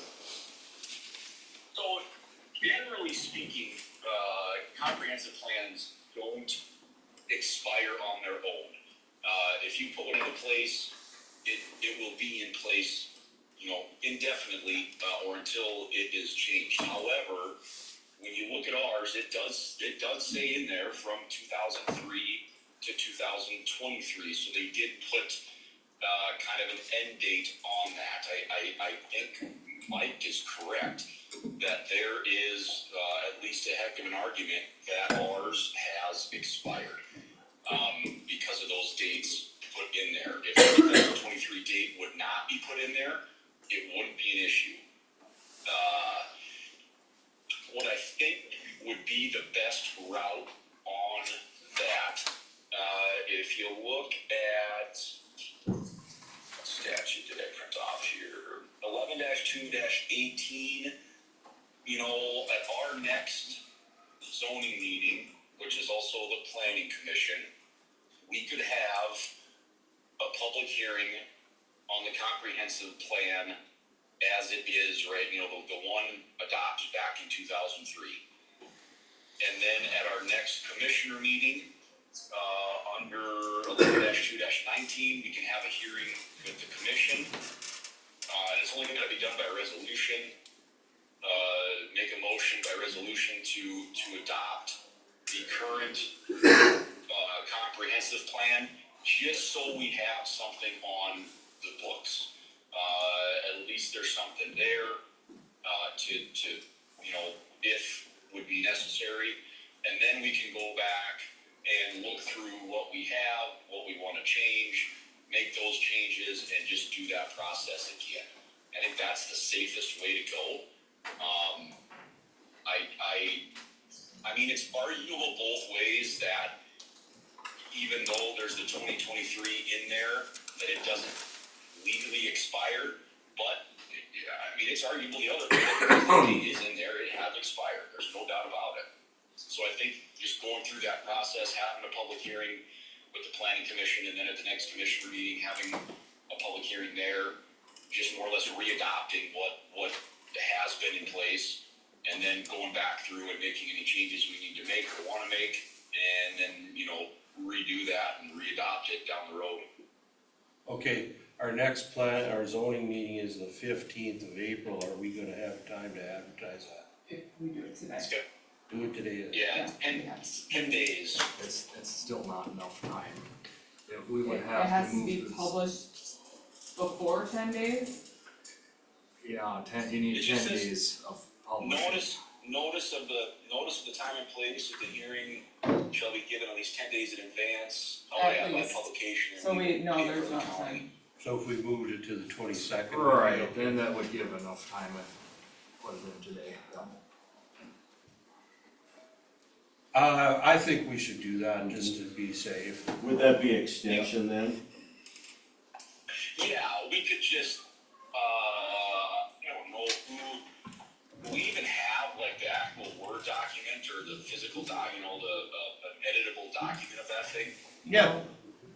Or We have a paper copy, Oh, but we don't paper. have it on, Oh, in okay. Word, no, it, Okay. I think they probably, I don't know, maybe Eric does. It looks typewriter to me. I think probably the best thing to do, which I know this looks kind of cheesy, but white out the dates and just put a new date in there and do it that way, just so we've got something on record. May I make a comment, please? Okay, so we would do that on record then, and then we would start working on it, working on the new one. but that would buy us some time for, Yeah. probably put no time limit on it. No, we wouldn't put time limit on. It's just noted that we need to update it. But like I said, the comprehensive plan is just a general direction that this county wants to go. I don't really see a whole lot changing other No. than statistics and a few things like that. There's somebody with a question mark if you wanna ask, let them answer. Yes, state your name, please. Marion Callis, having worked as a nurse, you don't white out legal documents, just saying. Having worked as an attorney, we can white it out and put a date in there and adopt it that way. Okay, we'll. Okay, I would need a motion that we have a public hearing for this extension. I'll make it. Okay, we have a motion by Sid, we have a second? Second. Any other discussion? That will be on April 22nd. Okay, I probably need to move that There's not meeting, time what do to we do need it to on do? the 15th. You're gonna have to contact. Yeah, I can contact. The Do zoning we need a board, yes, motion yes. to move that meeting? No, but if we make the motion to hold the public hearing on that day, then they have to hold it on that. Okay. Make the motion to hold the public hearing for April 22nd at the zoning board. We have a motion, we have a second. Yeah, but that's, put those dates in it. Add that in. For what? Add it in, whatever he's saying, that. For April We'll change that 22nd. zoning also. In order to hold a hearing, first hearing on it. And you will contact all the board members? Okay. Yep, I will do it And today. actually, I think, are we gonna still have that meeting on the 15th then? No, no, Okay, we're just gonna move that, we'll okay. just move it to the 22nd. Okay, any other questions? All in favor say aye. Aye. All opposed? Okay, we're gonna be moving on to the public hearing and second reading, tab number 2. And I'm gonna turn this over to Jeff. Okay, We done some of the questions. as of last meeting, it was motion to work on adding 12 different studies and all kinds of things to this ordinance. So,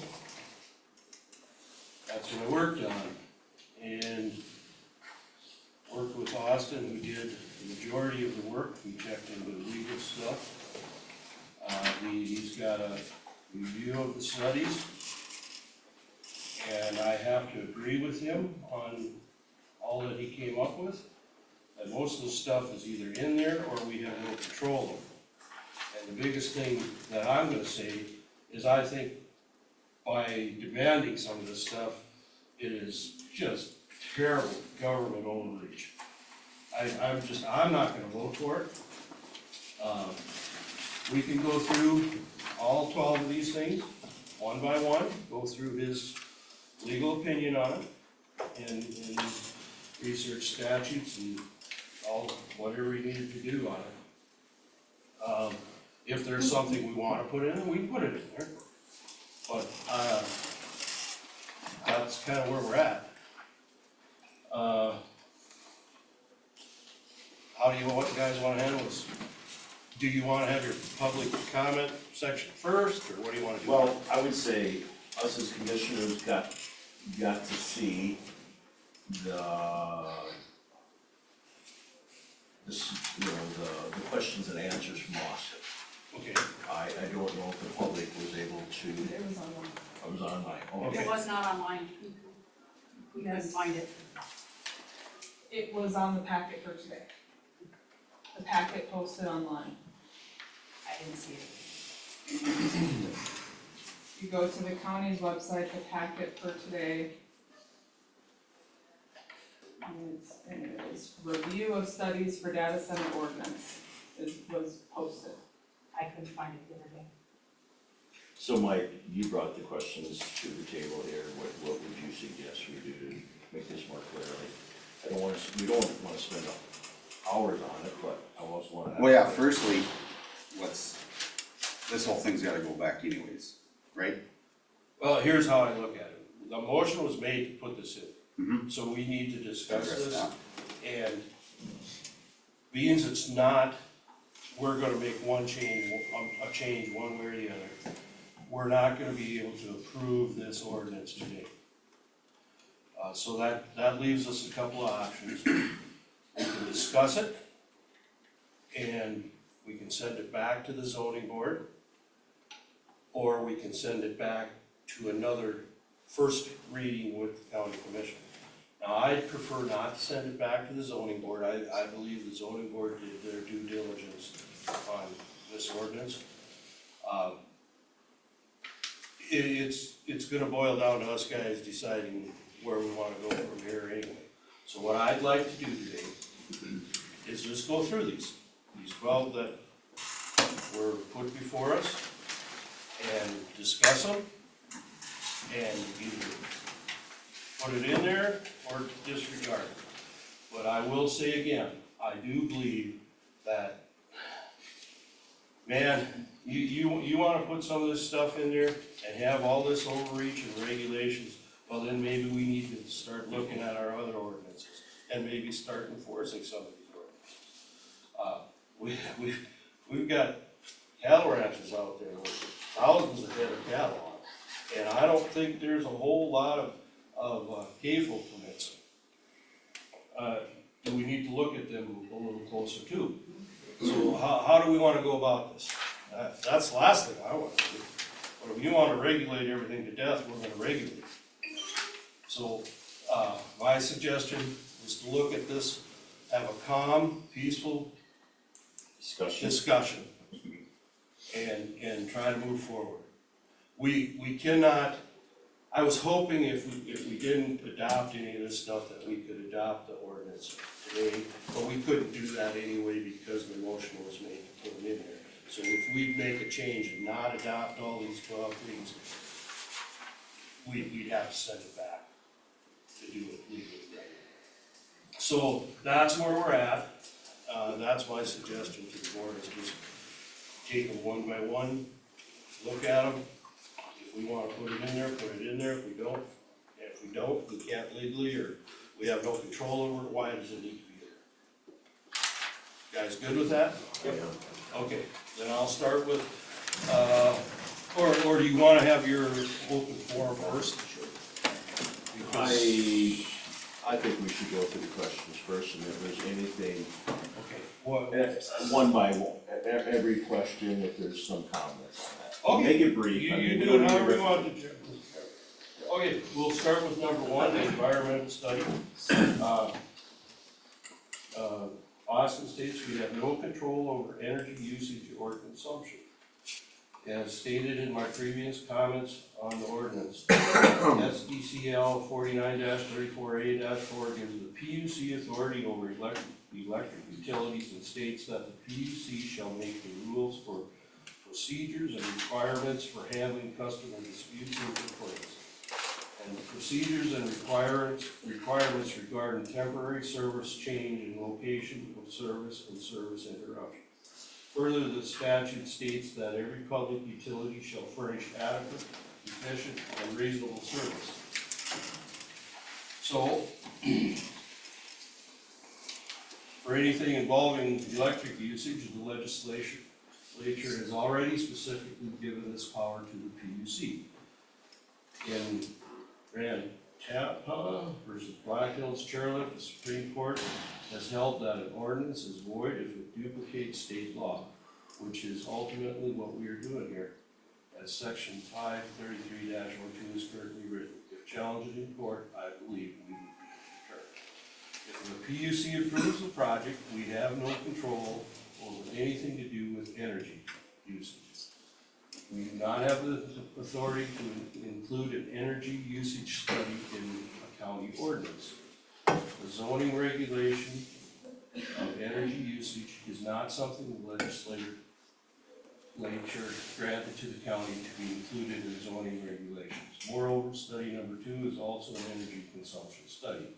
We would be requiring the same thing twice, which we don't have the right to require twice. Okay, so that's number 1. I guess number 1 keeps going, environmental, it goes to water. County does not have control over water usage. They would have the right to drill a well if they want to use well water. And Webb has full control over them, a hookup or not. Other than drainage, a county has no control over water usage. Again, study number 3 is also a water usage study. Would we be requiring 2 of the same studies? The regulation of water outside of what is specifically granted to a county for drainage is not something the legislature granted to the county to be including in zoning regulations. He believes we do not have the authority to require this study. Let's maybe stop there, that's quite a bit. The first part about the energy. Thoughts on that, guys? Really, what control do we have? What control are we asking for? All we want is information of these studies. It says in 11.2.13, which Mr. Hoffman provided for us, that we have, for the purpose of promoting health, safety, and general welfare of the county, the board may adopt zoning ordinance to regulate and restrict the height, number of stories, size of buildings, other structures, percentage of lots that may be occupied, the size of the yards, the courts, the other open spaces, the density of population, the locations of the use of buildings, structures, and the land for trade, industry, residence, floodplain, and other purposes.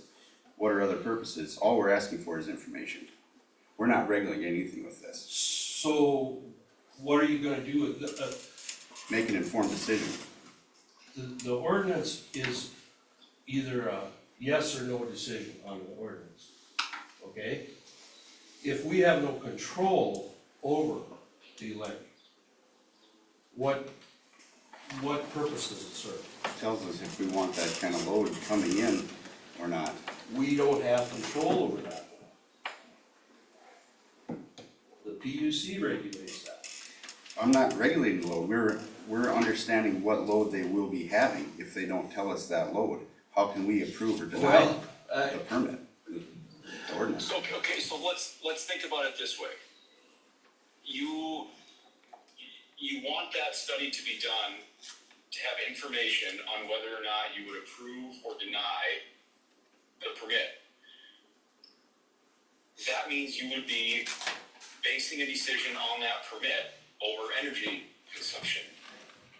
We don't have control over energy consumption. We cannot say yes or no to a permit based on something we do not have regulatory control over.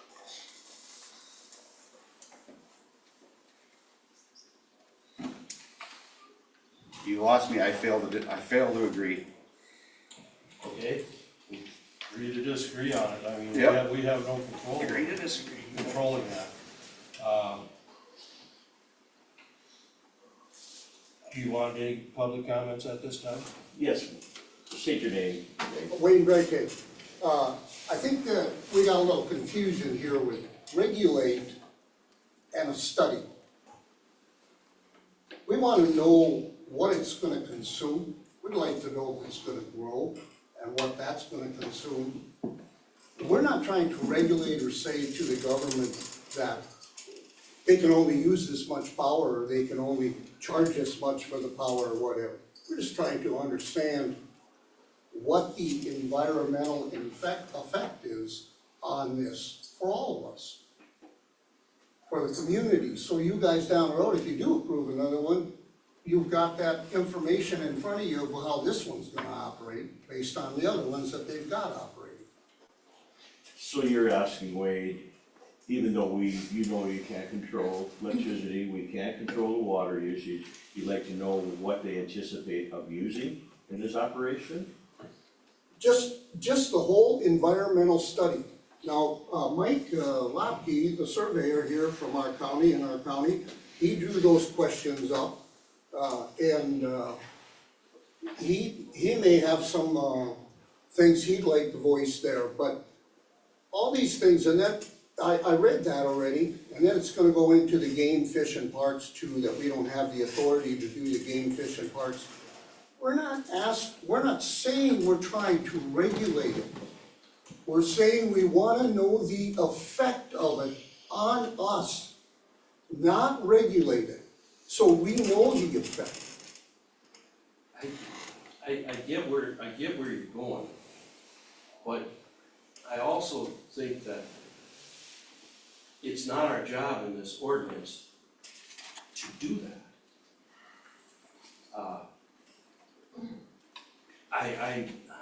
I'm not sure. How do you, another question was, there was a motion made on it and then, to do it. And it seems like we're backing out of the approval of that motion Well, and are going backwards. the reason we're looking at it right now is because is it necessary? Why would you put something in there that isn't necessary? I have a book, 130 some pages of our other ordinances.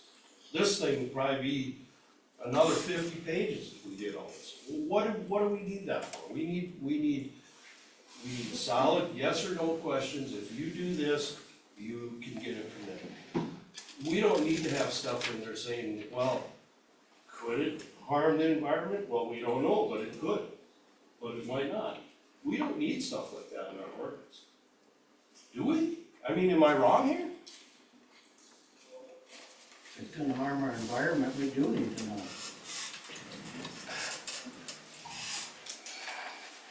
You base your decision on these studies, you know what's gonna happen or what could happen.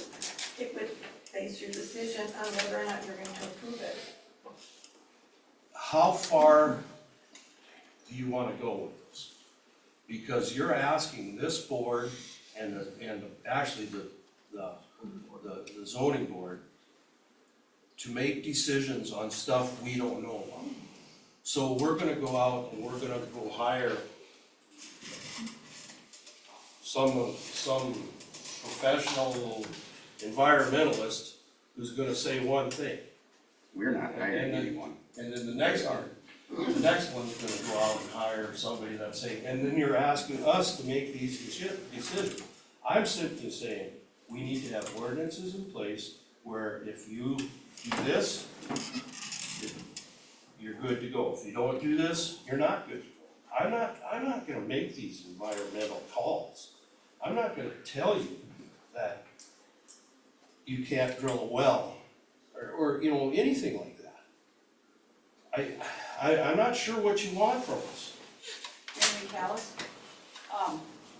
what we're trying to do is help you make an informed decision by having the company that wants to come in tell you in detail what they're gonna use and how they're gonna do it. Because as of now, he says we wanna do this, and we wanna build a building, and we want you to say, okay. That's pretty much all we can get out of them. And we're just trying to find out what really do they want to do, because they don't seem to be very forthcoming with much detail. So we want them to give you, us, the entire county, the information you need to make a decision. You can't just, oh, I don't know, okay, you need to Well, find some things out, and that's for them to do. exactly what I'm getting at, is I don't wanna be sitting here at a board and there's a question on our ordinance, and they answer it, and we have no way of determining that. okay? Some environmental thing or some electrical thing. I'm not an electrical engineer, does it pass the PUC's recommendation for the electric? Well, it does. Does it not pass it? It didn't pass it, so we have a yes or no. Okay, I agree with Marion, I agree with Jeff. Everybody in this room wants to know what Marion's asking. But I don't know if the ordinances is place that we're going to get those answers from. I think that has to be, like you said, we have restrictions in the ordinance of what we can do and what we can't do. I'd like to have more answers too. I couldn't vote today. I know how I vote today. You know, you wanna know my answer? I'd say, you know what, we're done. I'm tired of it. That's less work for all of us. That's my answer today, because it just seems like everything we bring up, there's more things, and yeah, I don't know. I don't know what the effect is. I hear controversy story. I see all those homes in Ellendale. That's great. If everyone has a family with children and everything else, helps the school district, but then I hear the other end of it too. It all depends upon what end of the money you're in. Follow the money. Hey, I tell you what. I would bet you a very high percentage of anything that's going on in a community, it's all about money. Plain and simple. Setbacks, it's all about money. One wants it, and the other didn't get it. It's about money. Things we can regulate with a zoning ordinance. Setbacks. And I think we're in a good place with that. Some think, well, that's too far, some think it's not enough. In my mind, we've done the setback thing where we have everything the same. We have it on wind towers, we have it on pipelines, we have it on solar. It's a mile. That gives people that have a house that's too close, that gives them the right to say yes or no to that project. And it still gives the property owner the right to have it too. Now, all this other stuff, I don't know how to regulate. You want the information? I'm not gonna go dig it. I'm not gonna do it. I'm done. I'm tired of this. You either want some regs on it or not. You want some growth on it or not. But I will say one thing. If you wanna continue down this path and you wanna regulate everything, we'll go into this book and we will regulate everything. That means every cattle farm in this county is gonna be looked at, whether you're a CAFO. And do I wanna do that? Heck no. I want that stuff to be voluntary.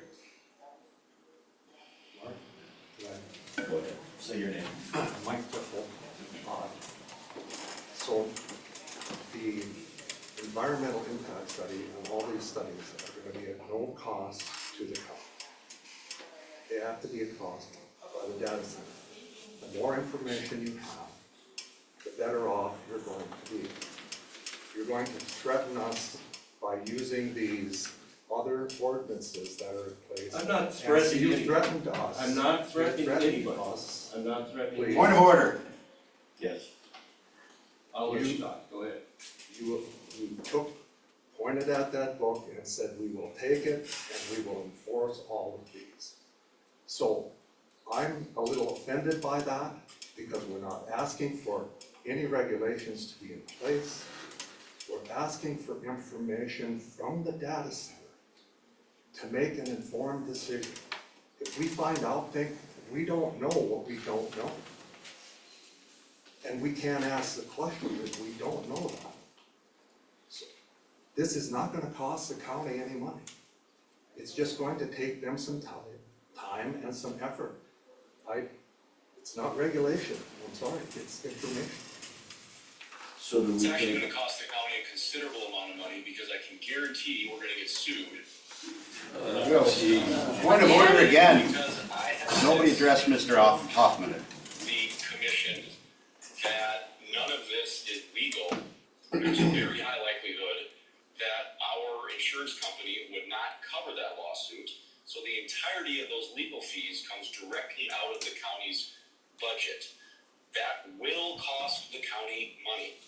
We cannot base a decision on a conditional use permit over something we do not have regulatory control over. It's that simple. Mike, If we're gonna address Mr. Huffman, then let's address, if he's going to willingly give us counsel for these, I quote, extreme liberal things, or is his, limitation of representation stop at that based on political views? I don't even know what you're saying. You wrote the words, Mr. Huffman. Yeah, this is extreme liberal policy. This is. The question is, Mr. Huffman, where does your limitation of representation stop with extreme? Austin, please let Mike, all I'm gonna say is I think we need to table this all because this does not, if we want environment aesthetics, we gotta have that from the company. It is not gonna be reflected in the ordinances. Well, what I'm getting at is if you want all this stuff, how do we get to a point where we make a decision, it's either a yes or a no on these studies? I mean, Mike makes a point that you wanna find out as much information, and I do too. I don't know much about these damn things. I really don't. But I can't, because somebody does a study, that I can't have a yes or no to this, okay? Do you understand what I'm getting at? That whatever you put in an ordinance, it should be a yes, you pass it, or no, you don't. And if you just throw all these studies in there, I'm looking at it from this side of the fence, okay? You guys are looking at it from, you want all this information, but you don't, but I don't know how to channel it. You understand what I'm saying? You don't want the information, is that Well, what you're what- saying? I didn't say that. What it really What I comes down want to is is- we just don't know is enough about this. Stuff that, when it comes to the hearing, either yes, you passed it, or no, you failed. You know? Sid, we don't know, we don't, but does it mean that we have to put that in the ordinance? Can we just have that information on the side and just request that from the company? Does it have to reflect the ordinances? I'm just asking, we all wanna know this too. I guess to me, that's the whole issue. We just don't know enough about these things. It's new to us. There's Okay. 5,338 of them to get the data from. CAFOs and everything, you know, I mean, that's, we're ag. Yeah, you're probably right. There's probably some out there that are not legal. And I'm not threatening anybody, I mean, you mistook. I'm just saying that we have stuff in here that, if you really wanna look at it, What you're saying, that you're not enforcing the ordinances, is that what you're saying? well, what I get is if there's a complaint, we need to check it. I mean, that's, I've read through the thing 3 times in the last week. But getting back to what I was saying is, it's absolutely new to me. I mean, I'm clueless, even as to what they do. I've tried to have it explained to me, and I guess I'm too damn dumb to understand it. But, right now, I don't think I could be in favor of a conditional use permit, simply because you look it up on the internet, and it's 99% lawsuits. But with all these data centers. And then as far as wanting it in the county, I know we're getting off of the zoning, we're trying to get something written for zoning. But, to me, it kind of comes down to is it good business for the county to have this, if we're gonna get, 12, 15,000 a year out of it? And to say that we don't have say over that, I really disagree with it. I really think we've got more say in it than what we get credit for. Yeah. Can I say something? Okay, let's just try to work through this a little bit and I want you guys to try to understand what I'm dealing with. Let's say we have a study that checks into how much power you use, okay? How much power is this thing we use? When it gets down to apply for the permit, PUC approves it. What good does it have for us to have any say in? What good does it have to be in there? Because it's a yes or no, they approve it. Do we have authority to not approve it because of that one thing? I don't believe we do.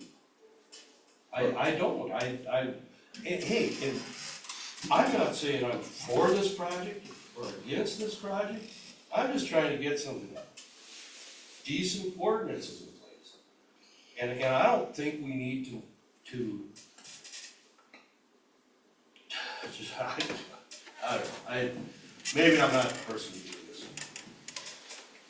Go ahead, just take your name. Jerome Mack. One thing I can assure you is if they're required to pay for the studies are gonna reflect what they want them to reflect. So they're gonna be very positive about how good it is. They can be right back here, and a lot of people saying, well, the studies are wrong. So that's the concern of the studies is, people won't agree with them anyway, no one's gonna say, oh, it's okay now because it's not running down the creek, or it's not using too much power. You're gonna have the same people still opposing it. So I don't know that having them pay for the study really gives you, and it won't change anyone's mind here that I know of. So I agree with you, it's like, it's a bureaucracy. Is that what we wanna be? We can do that, we can regulate all businesses out of the county easily. But if they're paying for the study, they will be positive in their favor, guaranteed. They will not bring forth the study that doesn't put them in a good place. Yeah, I'm guessing they probably won't say any negative stuff in the study. I'm just simply trying to get to the yes and no answer so that when a permit comes before the board, we look at it and we say yes or no. And like I said, the electrical thing, we don't have any control over that. I mean, we don't. If we do, tell me how. And the water thing. And the right to drill or well, or whatever we want. Can I add something connected to the data center, but not directly related to the? Sure. Okay, you don't have to get those over there. These over here. I spent quite a bit of time last night, these one of these here. Charting Leola School, student body over the last 50 years. On your left, 1972. On your right, on the year 2024 is current.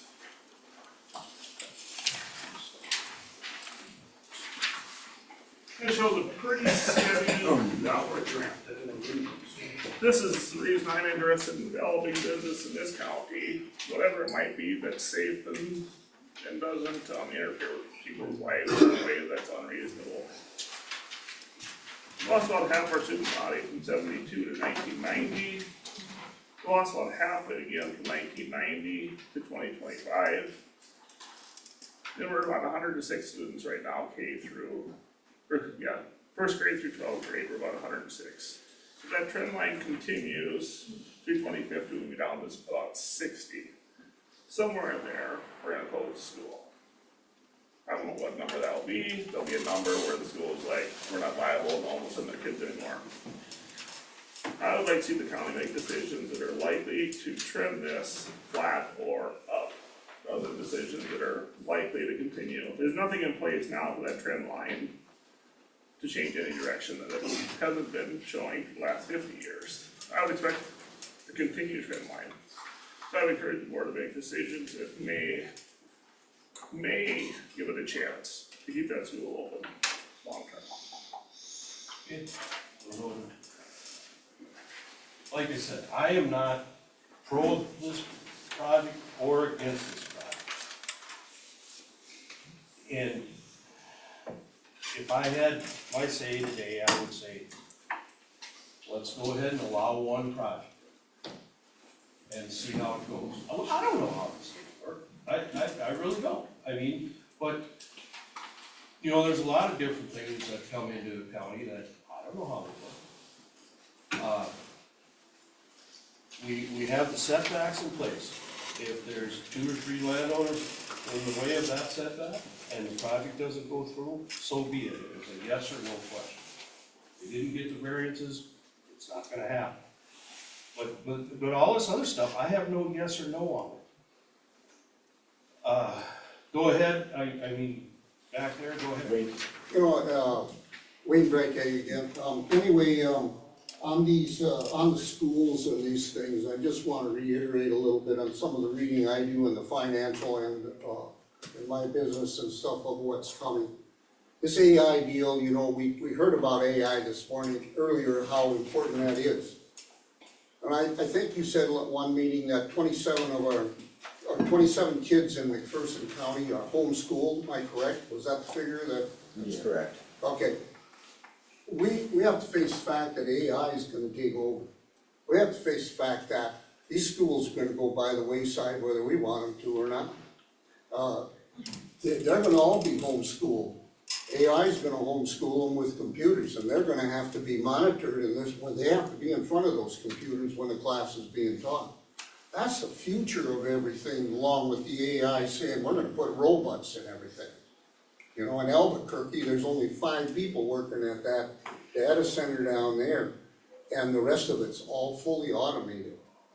So, there's gonna be a lot of changes in the next 5 to 10 years.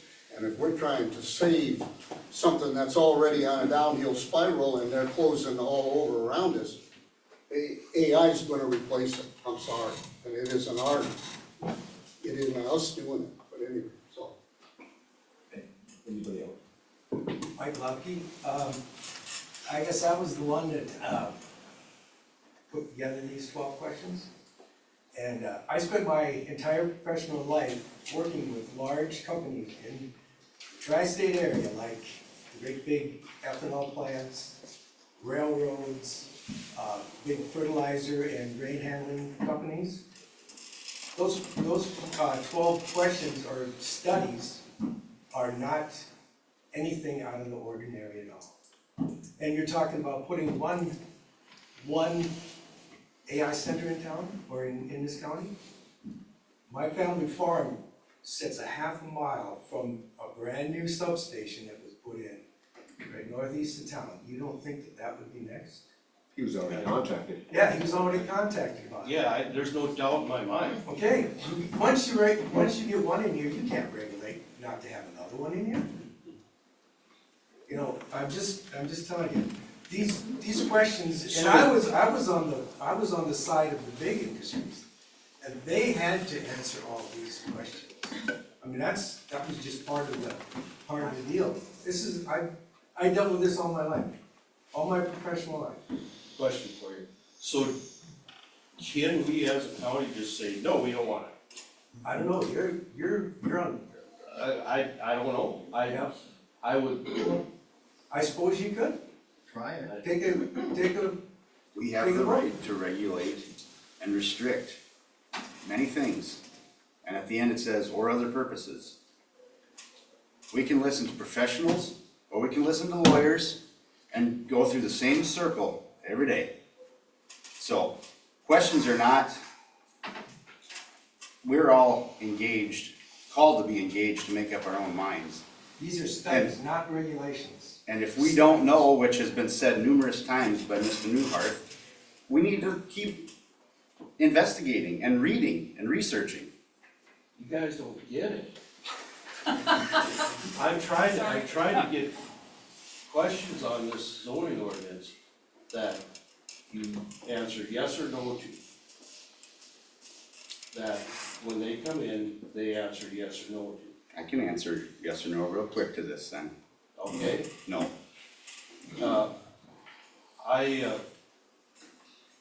Jeff, do you buy land without asking questions? Doesn't matter, not relevant.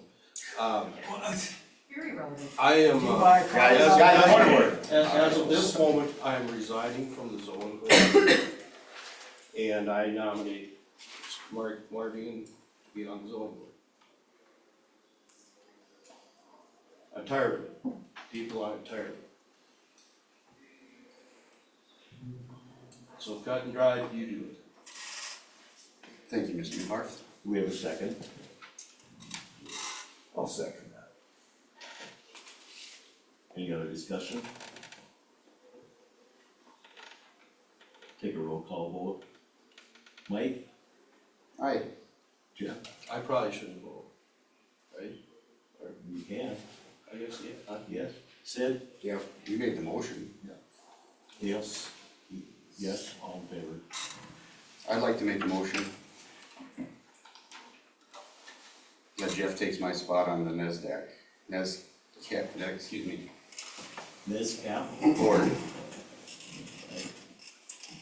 I will not accept that.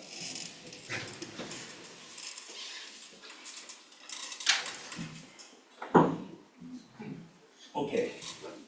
In my opinion, and I'm just a board member, is that I think these questions could all be answered with public hearing with the data center, or am I wrong?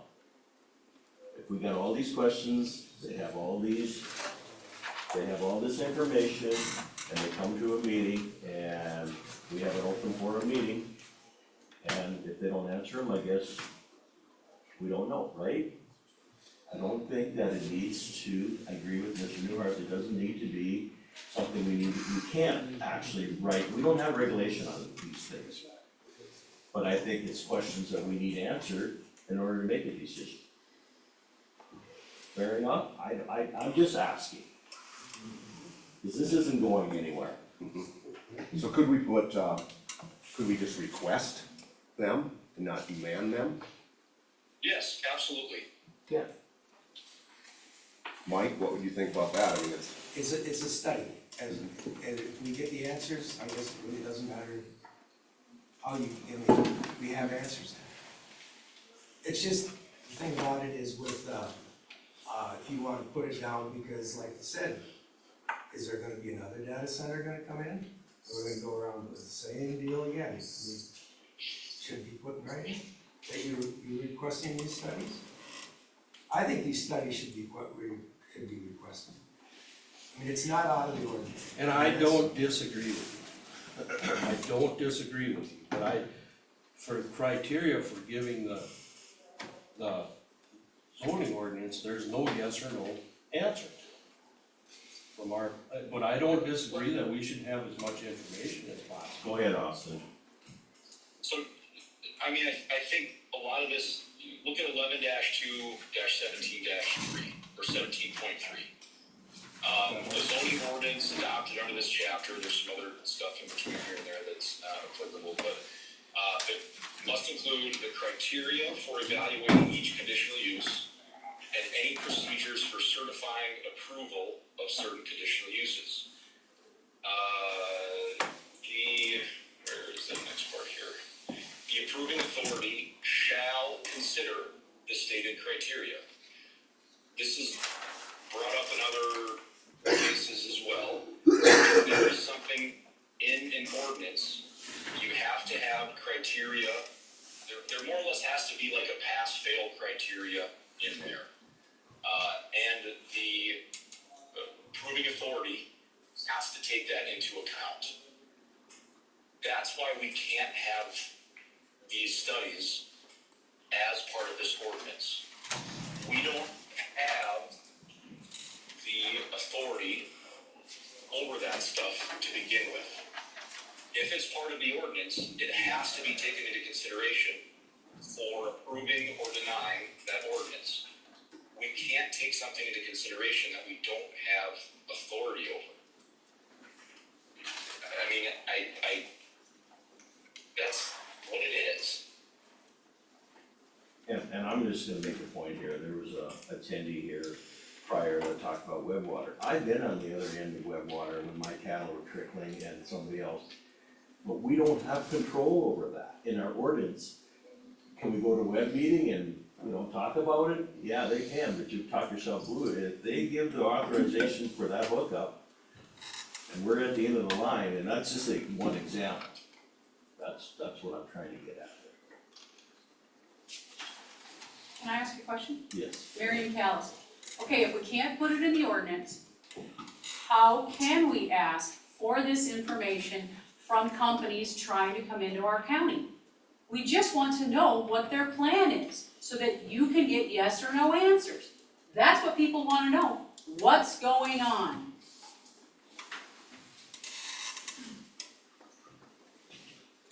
I guess as a commission, we can request that to the data center. That's where it's gonna end up here, I think, yeah. Yep. Is there anything additional that we need to include in those requests before we move on to send that to them, or in the public? Is there anything else that we haven't covered in this? So basically, you change this section 533-12 from required studies to requested studies. That's the very last page. But you're saying if we would put this in the ordinance, Yeah, put it in the ordinance, as a requested, rather than a required. But then doesn't that give them the right to Just deny it, yeah. refuse our request? Yeah, absolutely. I don't know where we're going, Wade. Yeah, I We're don't spinning. think, cause you won't get no answers then if they Probably refuse not. our Well, request. But then you got a foothold of denying their permit. Yeah, if they don't want to share the information, do you want to do business with a company that won't share information? it's like buying a car. I always call, or a piece of machinery, I always call the prior owner. I wanna know, well, if you're gonna disclose it right away, I'm assuming that there's something wrong with this, that I don't wanna really purchase it. Right. Same scenario. Thank you. I guess, Okay, this has gotta go back to you. go ahead, Austin. I'm not saying that, listen, 99, I mean, the greater, even at 99%, but the greater majority of stuff that's in these studies, I fully agree with you guys that it would be very worthwhile to know. I'm not saying that none of this is important to the county or me personally, because it absolutely is.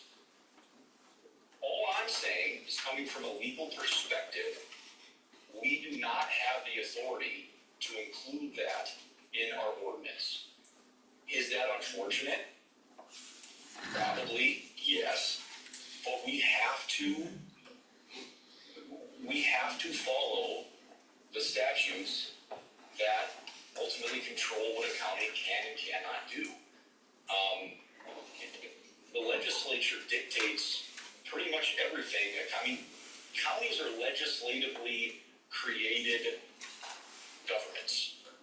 This next legislative session, if the legislature would want to create and pass a bill that says there are no more counties in the state of South Dakota and everybody is fully under state authority, the legislature 100% can do that, because counties are fully created by the legislature. Everything that a county does and has the power to do is given to it by the state. So we have to follow those laws and those rules. If you want that changed, go to Pier, have it changed. I mean, there's nothing wrong with that. You absolutely can do that.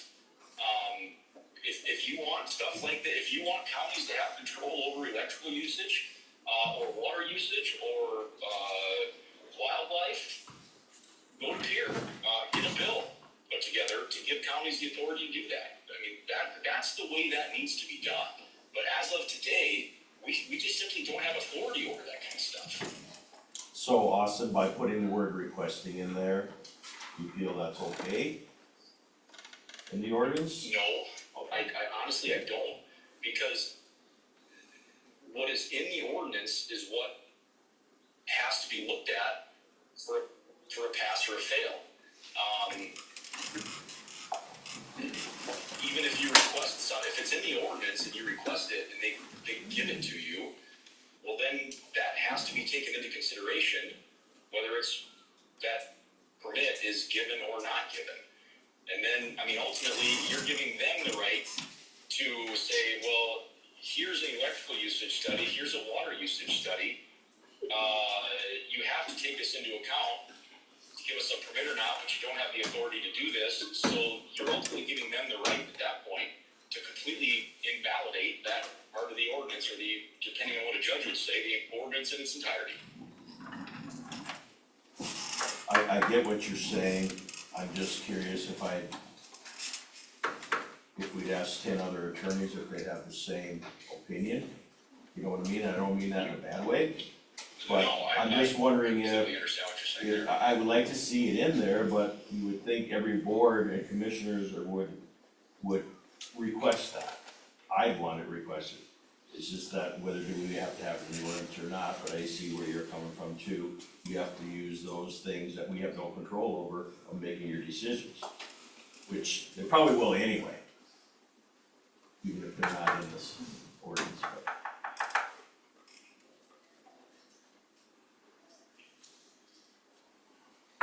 So this has gotta go back to, well, we could have it has to be re-advertised and come back to the county commission in 2 weeks. But that's if we put a request in there, whatever, but right now it's just laying here. Yeah. It's pretty well dead. I think as a commission, we should be asking that the data center all these questions and they come to a meeting, or if we have a formal informational meeting. I'd go along with that, public hearing. I don't know, is that different through the county's eyes, a formal hearing, or, we don't need a formal hearing, just a public? They would already have one with a conditional use permit, there would be a public hearing with the conditional use permit. But they're not gonna turn in a conditional use permit with the moratorium, so.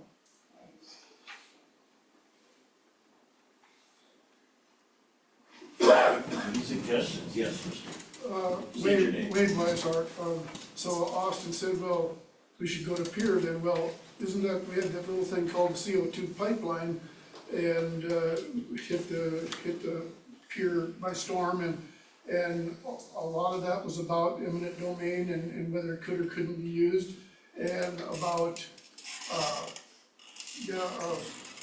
locals, putting our control back to local, you know, and so this is what a lot of that was about in Pier this past session, is putting it in our local control.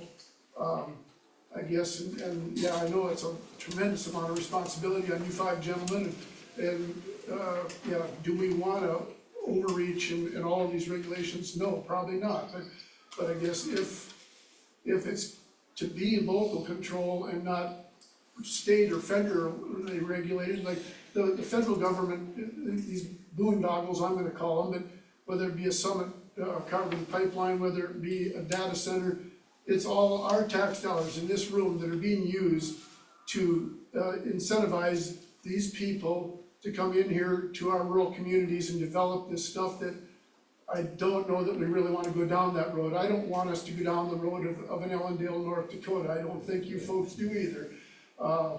Can we stop them at one? How large is it? Like you said, maybe that's part of the economic study. Mr. Mack suggested our school growth. Well, yes, it's dwindling. And if Mr. Breitag says it's gonna come to AI, we don't know that, but I would assume it should probably, our kids are gonna be educated through the use of AI. But, is it gonna bring students and jobs to our little community? I highly doubt it. If most of these facilities are about 95% automated, how is that supposed to help us? They're gonna come in here with their crews and build these things, come into our little bar and raise hell and stuff, and once it's built, they're gone, we're stuck with it. I just don't know if we wanna go down this road. I guess we just need to think long and hard about what we're doing here, I guess, and thank you. Austin, in your opinion, I'm just asking you, maybe you have to do research. Could we just say nope, or do we just pass an ordinance that they follow? And do we have authority, 5 commissioners, to say, no, we're not gonna go along with this? I'd have to look in, off the top. I know of my that was a head, loaded sitting in question. I had to bring my kids into town for school, I'm sitting in my pickup right now Okay. on the phone call here, so I don't have a computer in front of me to do, I mean, I looked at one section up on my phone, but doing any kind of actual research in any kind of quick manner is not possible. Off the top of my head, I don't know. Will be- Is that a possibility? Yeah, I mean, I think that is a possibility, but I can't give you a yes or no answer We'll right be, now. we'll be meeting next week, is it okay if we come back with a answer then? We'll meet Yeah, I next can week. figure that We'll out. put that on the agenda, and then at that point in time, the board will have to decide whether we want to request this information. And I don't know, yeah, I suppose it comes from the board, not the zoning board, come from the county commissioners. So, basically, we're gonna table it today. I would, I'll make a motion that we table this whole thing. okay. Have a second? I second. Second by Neil. Any other discussion? All in favor say aye. Aye. All opposed, motion carried. You mentioned zoning board and the commission, I'd have to go back, again, I'm sitting in my pickup, but I'd have to go back and look. I think technically, the conditional use permits are approved or denied by the zoning board, or the planning commission, which is the same thing at this point. Cause I know we had that discussion, we were talking about pipeline stuff. Yeah, it goes to the,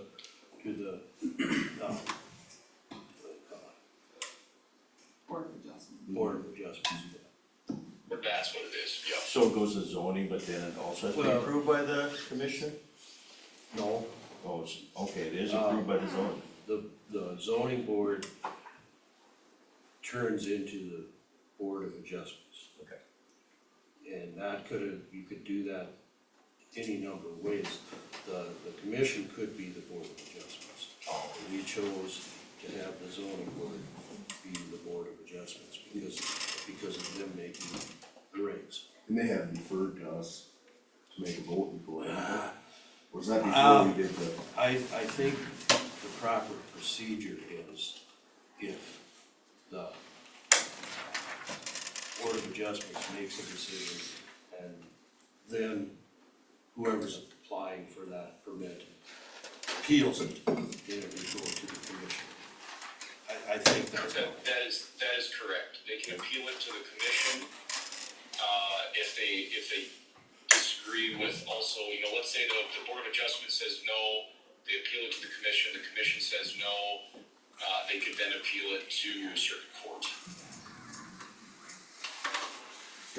Okay, right, is there any other comments before we get off of this hearing? Yes. You know, my thinking is, I know, I had a neighbor call me and he said, you guys, and he named a number of us, you're against economic development, growth in the county. And, I mean, he really tore into me. I don't agree with that. You know, it just seems to, that if you don't think, I've been ranching for 60 years in the same place. If you don't think that you gain anything out of something, and you just don't know for sure if, is this good or bad, don't be for it, you know. If there's no gain in it for you, us as a county, I mean, we're talking, what, $15,000? We don't even know, Well, we can't yeah. get it straight. Well, that's the number that came up, you know, so why do we, if the majority of the people in the county think that it's not a good thing? I mean, I've heard so much about the Ellendale deal. Our son is a chief pilot for the state of North Dakota, and they flew 3 loads of top officials to Ellendale to meet with him. There are so many things that they're discussing, that we didn't even think of what could happen there. So, you know, that's my thinking. If it isn't school growth, you know, I guess that's pretty Well, the other thing, and kind of get chastised for not wanting anything new. And what about the people who want this? Well, yeah, where are they at? We had the turkey barns, there was a lot of support for that, and they were in here. Austin Wide's hog barn, there was people against it, but there's a heck of a lot of people in here for it. Made it a lot easier for us. So if there's people for this, show up, Absolutely. let us know.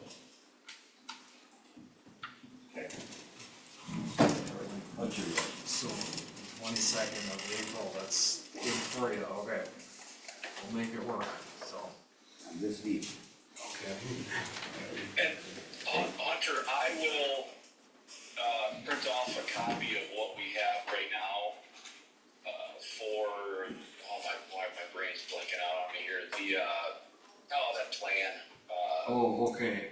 comprehensive plan, there we go. Okay. I'll print a copy of that off and make the changes to it, wipe that stuff out, make the changes, and then get that to you, because that'll have to be published as well before that hearing. Right, okay. Sounds good, thank you. Yep. Hey Dave, good morning. Good morning, everybody, thank you. Couple things.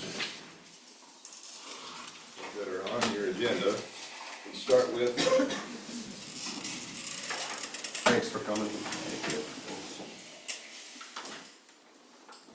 Just a little reminder about the burn ban that we already have an ordinance for. So obviously with the snow and the recent moisture, that's probably not necessarily on our mind anymore, but we do have an ordinance that prohibits burning during certain times when the grassland fire danger is in the very high or the extreme category, and when we do have a red flag warning. So I don't know if that was something that you guys were planning to address today or not, or. We talked about it a little bit last time, and we are fully aware, Lindley had sent that out, the city, Eureka had that on Facebook, I know there was some smoke the other day. And there was no wind, but still scares me. Sure. Yeah, I mean, even with what we have here, I suspect this is gonna green things up pretty quickly, I hope, but. I guess the question I have with it was that deal, and I don't remember who it was, but Carl, fire chief, Carl Moser here, had contacted me, and the guy, whoever was gonna do this burning, it was red flag, and what time's the red flag gonna go off? 7 o'clock, was it okay if I light it then? Seriously? So if it's gonna follow that, Yeah, that's a problem. I know. that's my question about it. People would be that goofy to think just because the red flag warning's off, I can light her up. If the wind goes from 40 down to 25, then we're okay to roll. So, it boils down to common sense, yeah, go ahead. yeah, absolutely. Sid, just to kind of go off what you just said there, so, like Dave said, there are under certain conditions where that burn ban automatically goes into place. And I can't remember exactly what it is off the top of my head, but it's all in the ordinance. However, the commission can also institute a burn ban that, regardless of what the conditions are, that burn ban is still in place. So, really how it's been the last, pretty much a month, I would say at least, for the majority of McPherson County, there have been times where that burn ban has automatically gone into place and then fallen off, back and forth. If you guys would have wanted to, you certainly would have still had the authority to call a meeting as long as you can get that 24-hour notice in, which frankly, I would like to see. That is something I'd like to see changed from Pier. I think if it's kind of an emergency like that, especially for like a burn ban, I would like to see that 24-hour notice be able to be waived, because that's something that all of a sudden in 4 or 5 hours, our conditions can change real quick. We all know that. But outside of that, you guys can still put a burn ban in place regardless of what those conditions are. So, something to think about there too. I think we're okay today. I think so too. I think what we have in place is working, and quite honestly, people need to be responsible for their own. Yeah. Well, and Sid, this motion to sink in, but Yeah. depending on the temperatures, Right. it can take a whole month till it greens up. Yeah, well, this last fire that we had that was in McPherson County, it was actually in Roscoe's fire district. It came, I mean, it crept out of a burn pit that was burned 2 months prior. Yeah. 2 months, you know, I mean, we can put a burn ban on right now, and, I mean, I don't know, people need to be held responsible. If it's for it. something you think, put it on the agenda for next week, if it's something we wanna have on for a while, and I know we're gonna get criticized for it, but like I said, it's not gonna green out next week. Yeah, revisit it next week. Yes. I don't think we'll have any problem, but. The next item I is, think we're looking at like 60s and 70s already within the next. Well, if 6, it 7 greens days up, here. that's fine, but. Right. Okay, Dave? next item I had was the West Nile Mosquito Control Grant. Over the years, I've been tasked with writing the grant for the chemicals for the cities or municipalities that use, the grant chemicals to help control mosquitoes. And because of the funding cuts and whatnot, that program will no longer be funded. We do have enough supplies, I think, for probably a couple more years for the municipalities for Eureka and Leola, and maybe some extra for, Watonka or Long Lake, and possibly are requesting that, and I think we do have some supplies on hand. With that, I have sent a letter to the cities and said, this is what's happening, and to be honest with you, I don't think that I should be the one that's writing these grants anymore. The cities are more than capable of writing those grants to get their own chemicals. So, I guess I will be requesting that we do away with that West Nile budget. Yep. Secure SD MOU, asking that the commission consider signing that mutual aid agreement. Secure SD.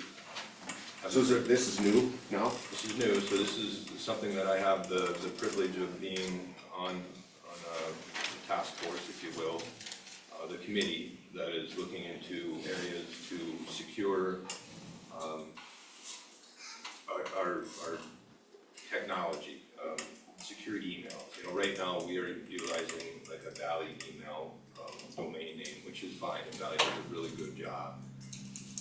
One of the challenges that I have with that is, many of the other governmental entities don't necessarily recognize our addresses as being governmental. So if I write a search warrant, I have to use a different domain name, a different address in order to get information from like Verizon or AT&T. So changing our domain name over to a .gov type domain is kind of the direction that we're headed. Also having the support group. So I think everybody's probably somewhat familiar with what like the schools use. I mean, everybody has like Jeff.Newhart@SD. I don't remember what the domain name is, but it's affiliated with the school. So that's kind of the direction that we're headed with this. So a lot of these things are being done through USD, right? University of Dakota State, Dakota State University. And we've done some testing. It's called Project Boundary Fence, and where we bring in some electronic devices, plug them in, and then they try to infiltrate our system, and they'll tell us where the weak points are and whatnot. And so we've had some success with that. I was asking that you give consideration to signing the MOU so we can proceed with that. A good chance that McPherson County, or at least the sheriff's office, might be like a test pilot for like a. So it's probably part of their, how do I say this, digital forensics kind of Yeah, sort of? yeah, well, they're involved in that, Yeah, yeah. that's pretty neat what they're doing. Very much so. But, I mean, cyber attacks are real, so if we can kind of solidify things for us. So are you able to go to Dakota State? Haven't. But I mean, so they have, obviously, like, I know they're contracted with some sort of highway patrol and PCI and FBI. If there's a car accident or something, they get the phones and get the information off of them. Can you do that? Send the black boxes, yeah, we can utilize their services, yep. Interesting. That's really not anything to do Nothing to do with this, with yeah. this. No, more than. Right.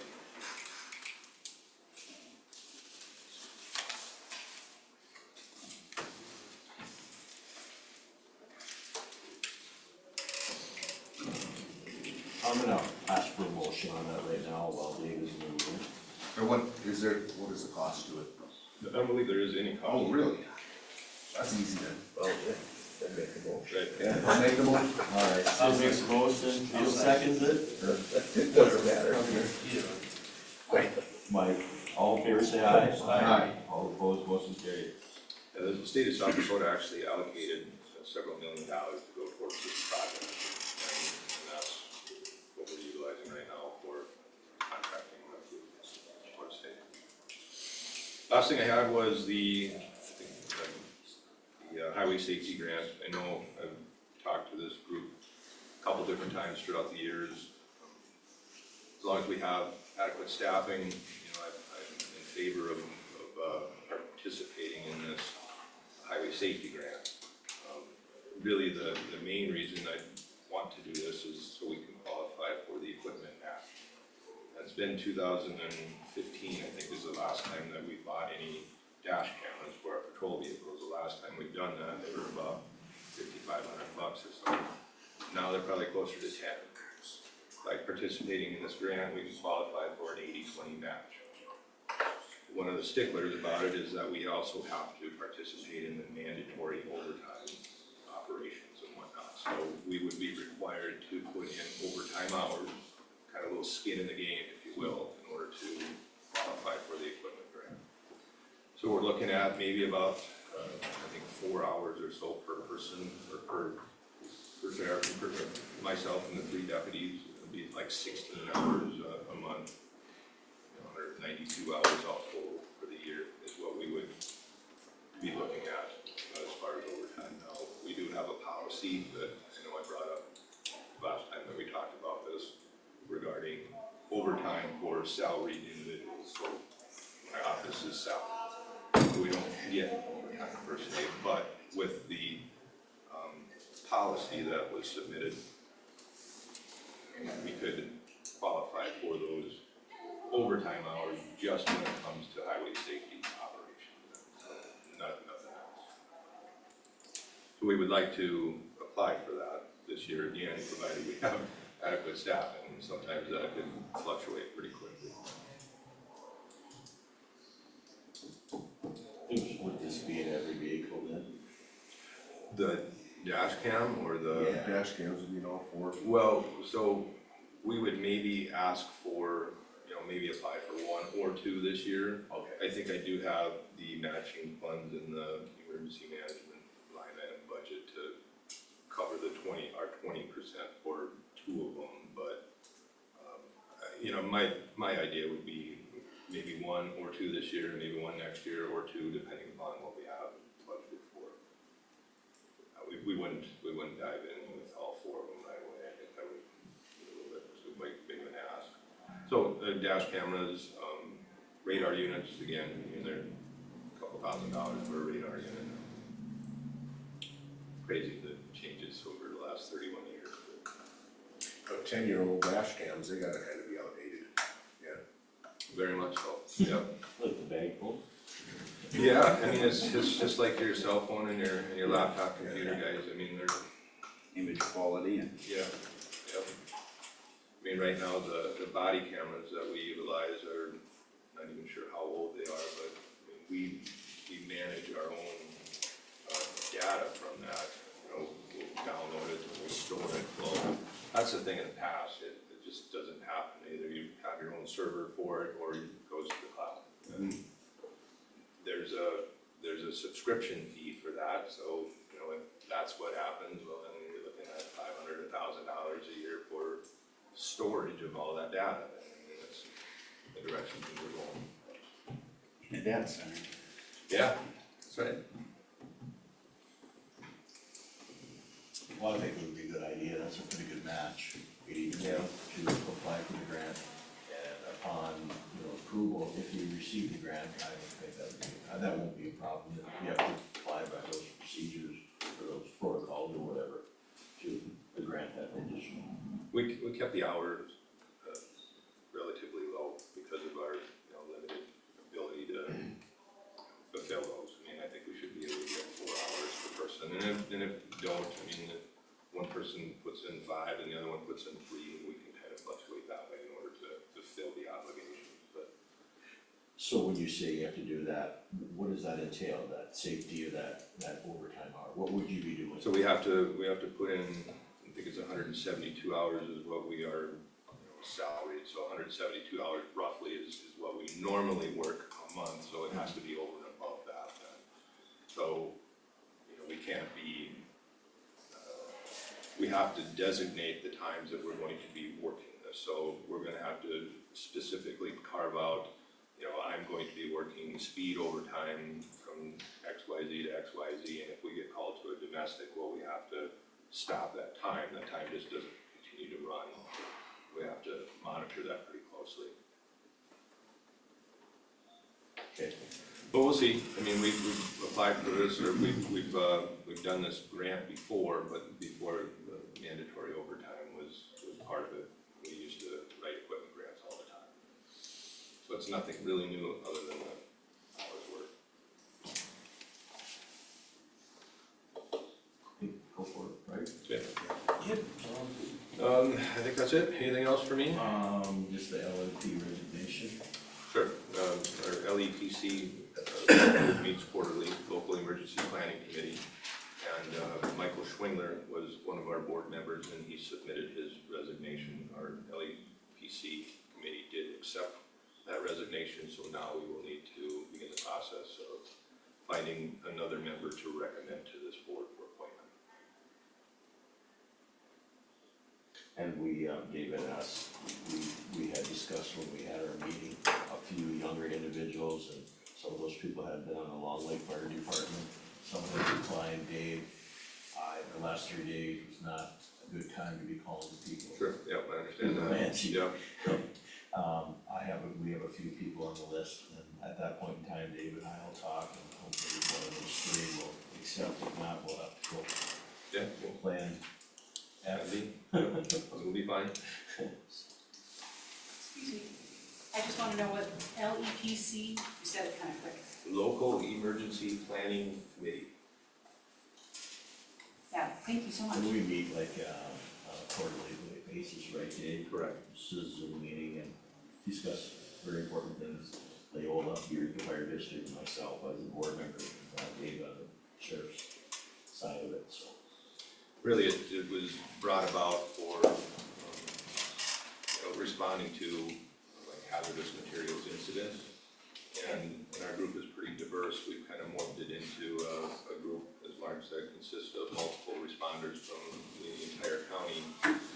We use it to promote training events, having live full-scale exercises and that type of thing.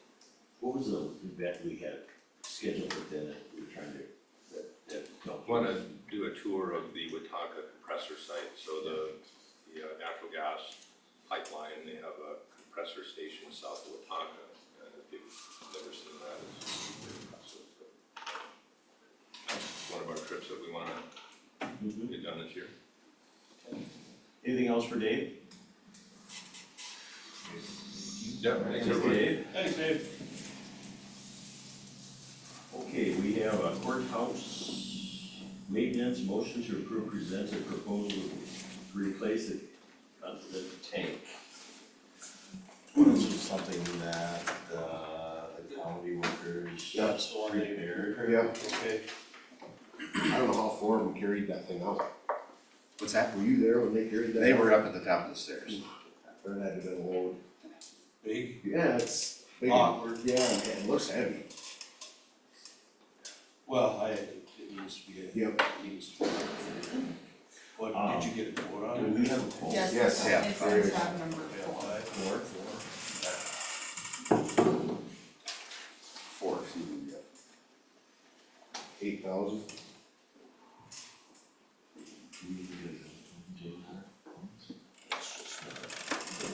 Yeah, it seems like we, that boiler and everything, that, get into that, it costs quite a bit all the time.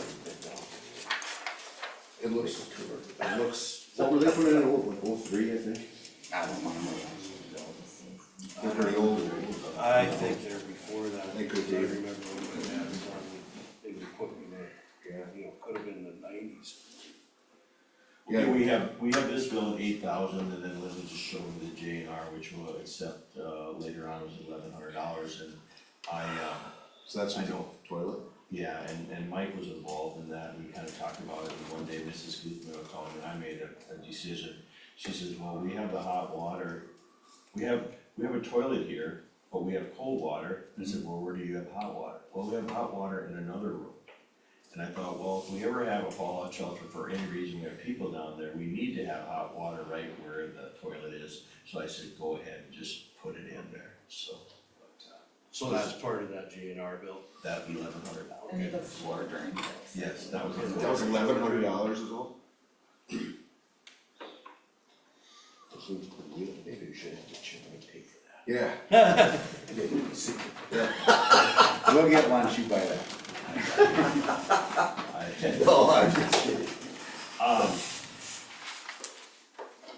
talked with Mike about this the other day, and I'm just gonna bring it up, you know, if you get to 8,000, you get to 10,000, you get to 20,000, sometimes there's gonna be a time where we have to make some hard decisions on this building. Brick doesn't burn. Well, so far we've been lucky. Structurally, I think it's okay. Yeah. Wait, talk about a money pit. Yeah. How about the windows and stuff, if we? Done with that, I know we're up on the 3rd floor, right? We did like the There's judges' chambers and those along there, didn't we? Yes, all those are replaced, the storage rooms at the back are original, and there's some on the first floor that are original, and the basement windows. I think those are original too. Is, I'm glad did we we, did it when we did, oh boy. did we put this out, we didn't put this out for bid, we just, this is the only company that does this, or, I mean, I'm asking the question here. During the, I guess merging, when we were down, we did call around, we called one other, we called JR, they were a hard no. Okay. So it's kind of a deal where we had to get something done. Okay. It wasn't. When we were down, we were thinking that if we could not repair the tank, then we were going to need another tank immediately, because yes, the heat was off. We can't run without it. So we took the step to try to find a tank. GNR, did not have one on hand, but they said they could order one and install it when the boiler was down this summer if we could repair it. The other one, they could look around and find one. They found one in Minneapolis and Iowa. That would require us to drive on that day to get it. We called a company in Watertown that had one that was too small for what we needed, but they thought with some redesign on the fly, it may work as a temporary solution, but they were willing to help us if we needed them to get it going immediately, but they weren't willing to do it this summer, basically. And that's all we did that day. So you could certainly put it back, you know, call other people if you have other ideas. I think there's a business called Johnson Control that is similar to GNR. Yeah, there again, we've worked through them. They're probably all gonna be about the same anyhow. Don't know what they ask. If I remember, Johnson was really. Were they? Yeah. This is something that is working now, and then they're gonna replace it when the furnace is down anyway, right? Yes, We got some time. Yes, the patch is holding and we should be fine, even if it breaks today, we would make do without the heat, it wouldn't be a big deal. Unless they get. So, what you're asking today is whether we wanna go ahead with This proposal. approve that proposal. They require commission approval before they order the tank, because they don't have them sitting around. So they would order the tank, and then they would have it on hand and install it when they come this summer, when the boiler is down. But before they order it, they would need approval. So if we wanna look other places, then I would, So tell that me would be who, and I will. total price, installation, everything. Yes, But GNR is the kind of the go-to. that's who we call for all the maintenance Yes. and fixing of the boiler. Yeah, so.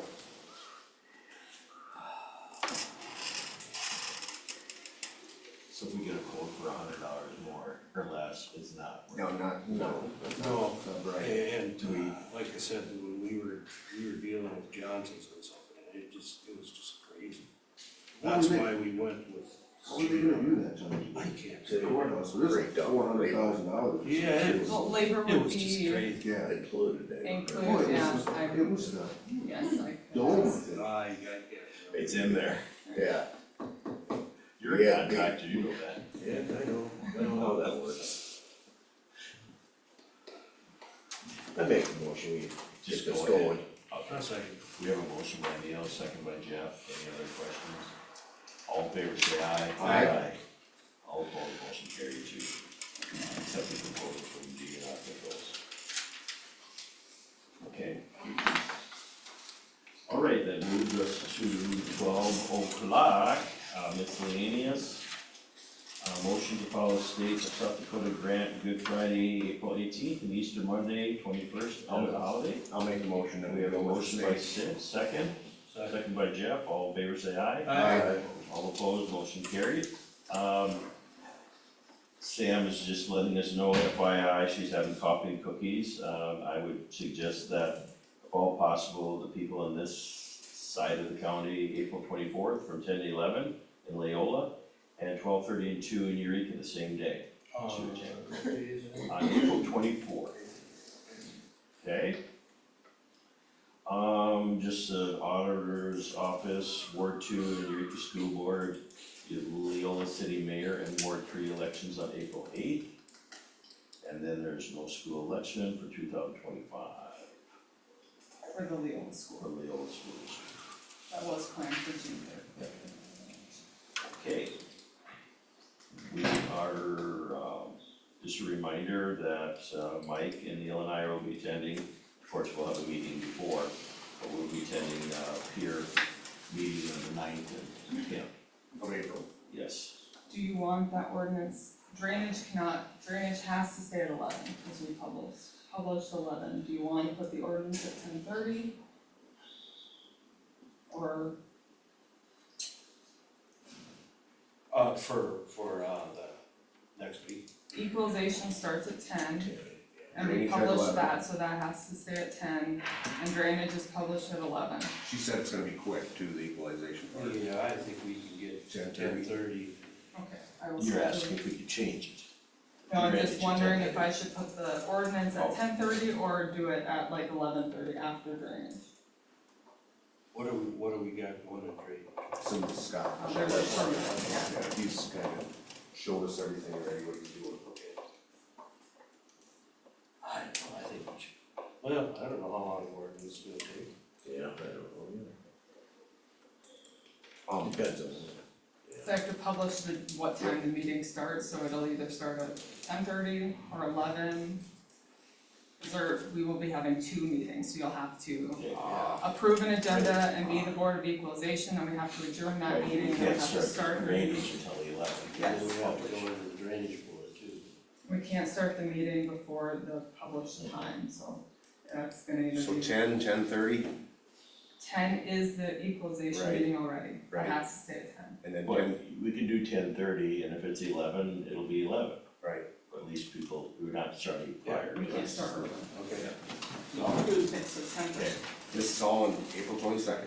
No, April 8th, Eighth. next Tuesday. I'm looking at zoning right there. Getting all confused. Yeah, April 8th is equalization. All right. I think we're ready to look at the bills.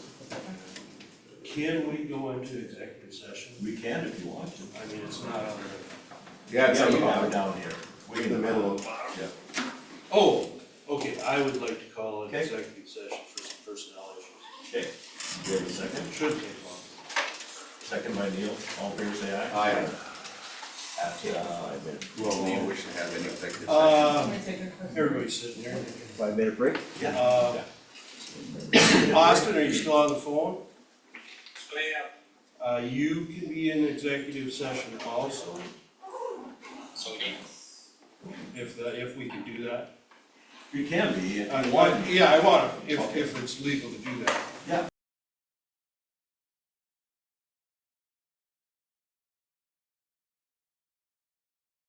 All right, okay. No, Bill. No bill. I'm gonna hang up here, guys. All right, Okay. thank you, Austin. See ya.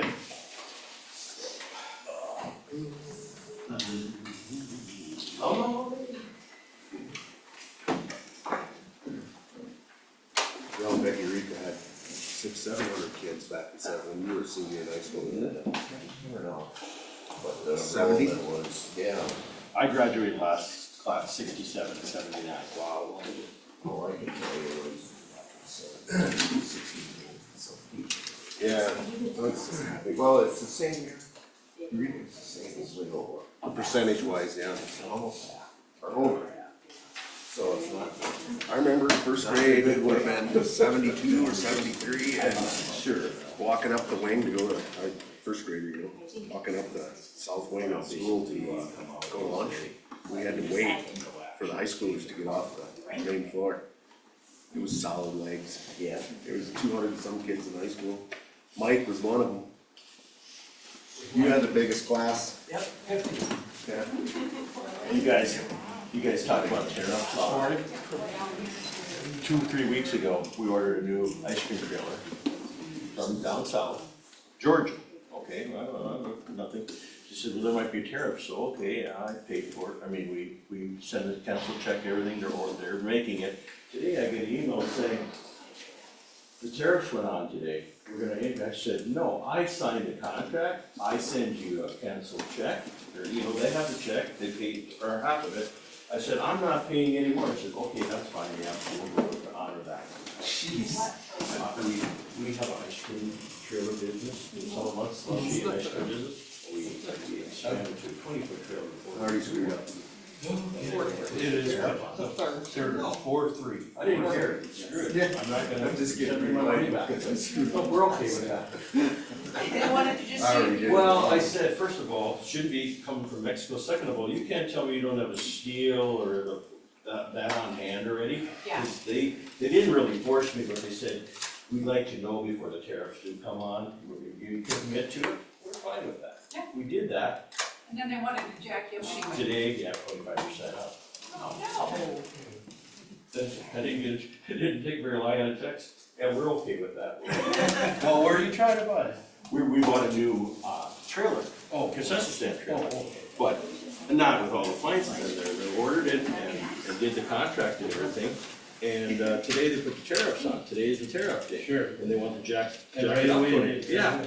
I said, no.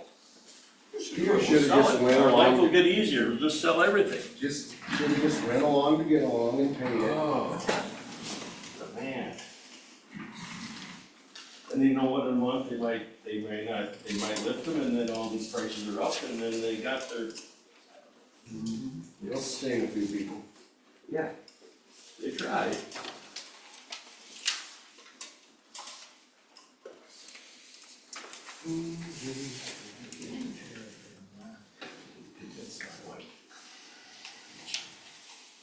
Oh, yeah. You wanna do slushy? That's a good idea. Usually 100 degrees out. But Just come over to the cube, Dave. Oh, yeah, it's almost hot. Yeah, there you go. We can sit outside. Cool down. It's usually commissioners in here one too. Yeah. Yeah, they're sweet. You want steak?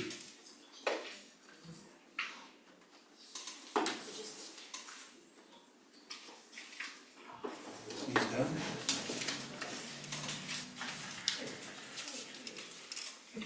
I'm getting confused with this. That one there is, These all have to stay. I'm putting all the done ones over here.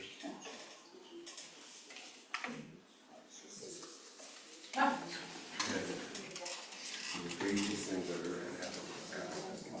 I would have never figured it out when we went to the cameras that record. Okay. Go back and watch and see what happened. On what, sit? On a cow.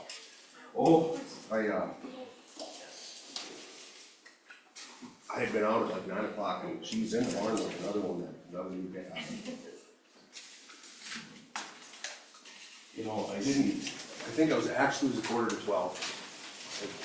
11:30, quarter to 12. Anyhow, I overslept. I was gonna go over out at 2, didn't get out till 4. I was laying in the barn, got prolapsed. So, what in heck, twin bull calves running around. Oh, boy. All cleaned up, you know, I knew they had me hurt. Yeah, so they're anywhere. So I, Yeah, go ahead. yeah, so I rewound the cameras, and she had those calves and cleaned them up, and they both had sucked by 12:30, and she was pushing, walking around going, you know, like she was straining to get. It's just life, so I was right in there. So she took care of the babies when it happened? Yeah. That's what he was trying to please me. I suppose. I thought there was a third one in there. Yeah, no, it wasn't. No, No, it wasn't. But if it wouldn't have been for being able to rewind and look at it, I would never know. what You it guys was. have it so easy now. It is easy. Back in the old days, It right? is Yeah, easier. I didn't have that technology.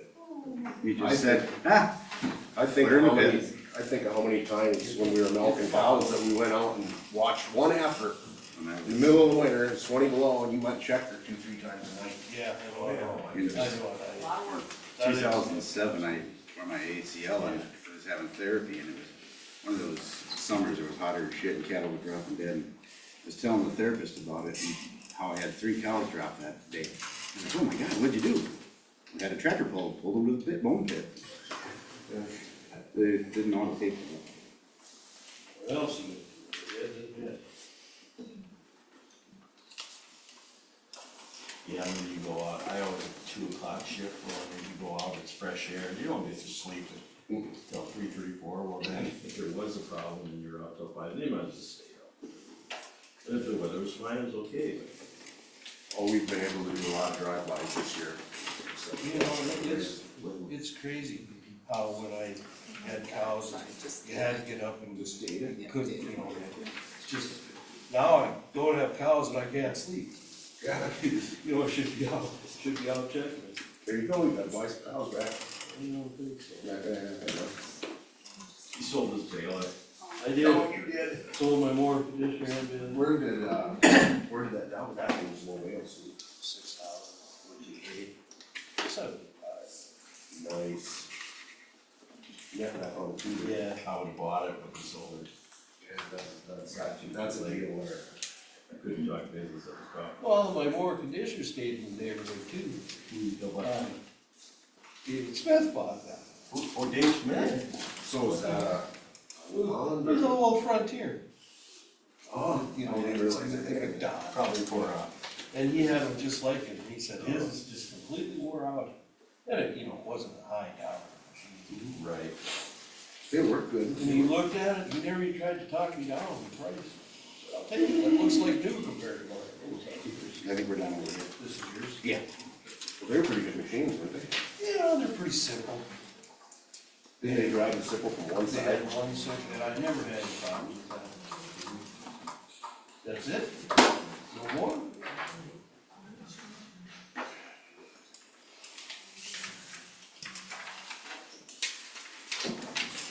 Yeah. Yeah. Take that one.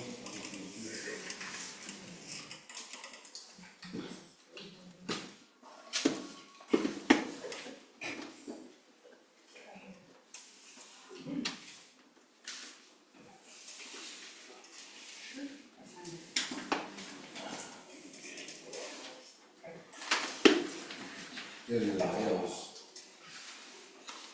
We've got one camera outside there, infrared. We've watched videos. Chicken coyotes.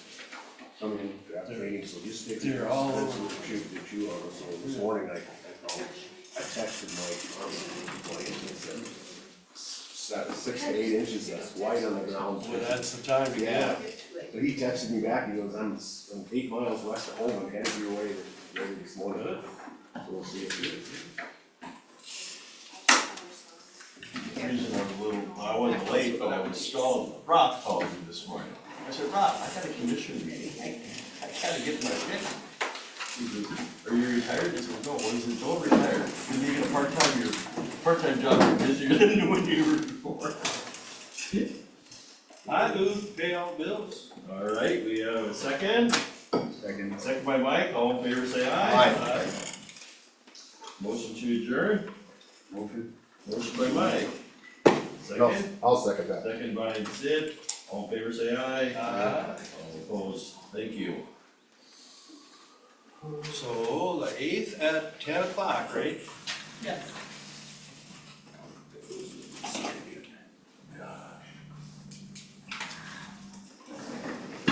$65 degrees.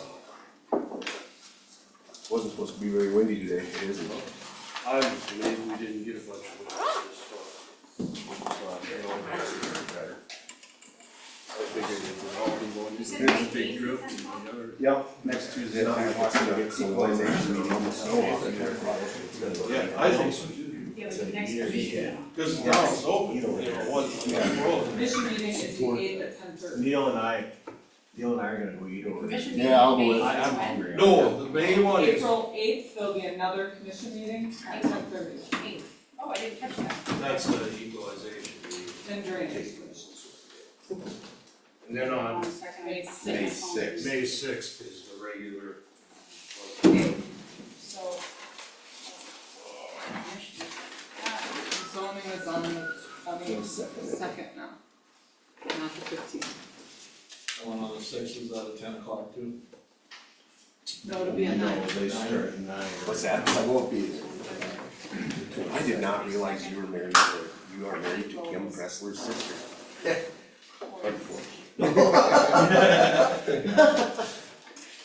Does he still do that, effort thing for Lakeland?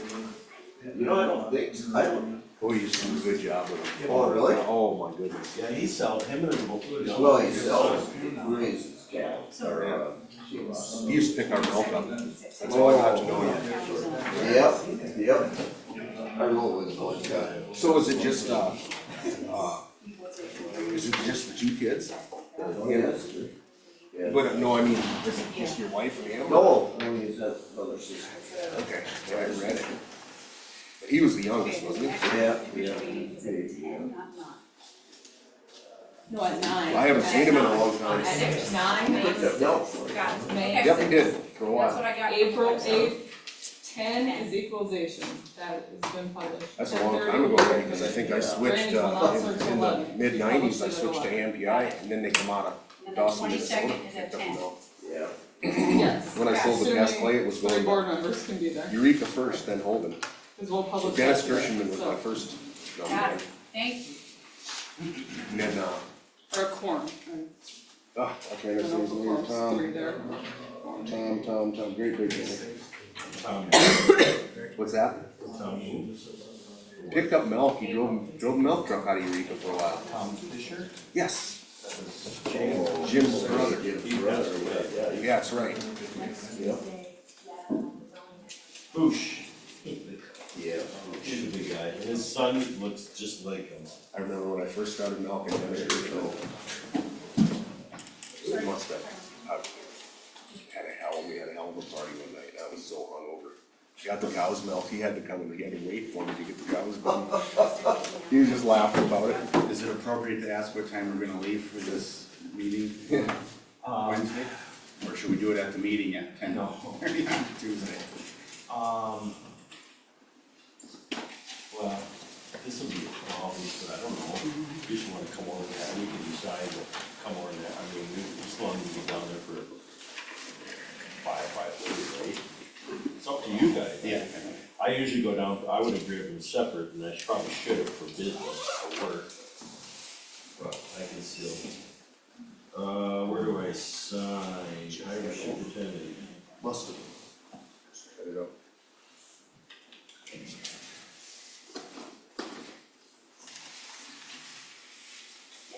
Yeah, they're in the garage. Just right by the door. Just walk through. Yeah, the flags hanging straight down the wall.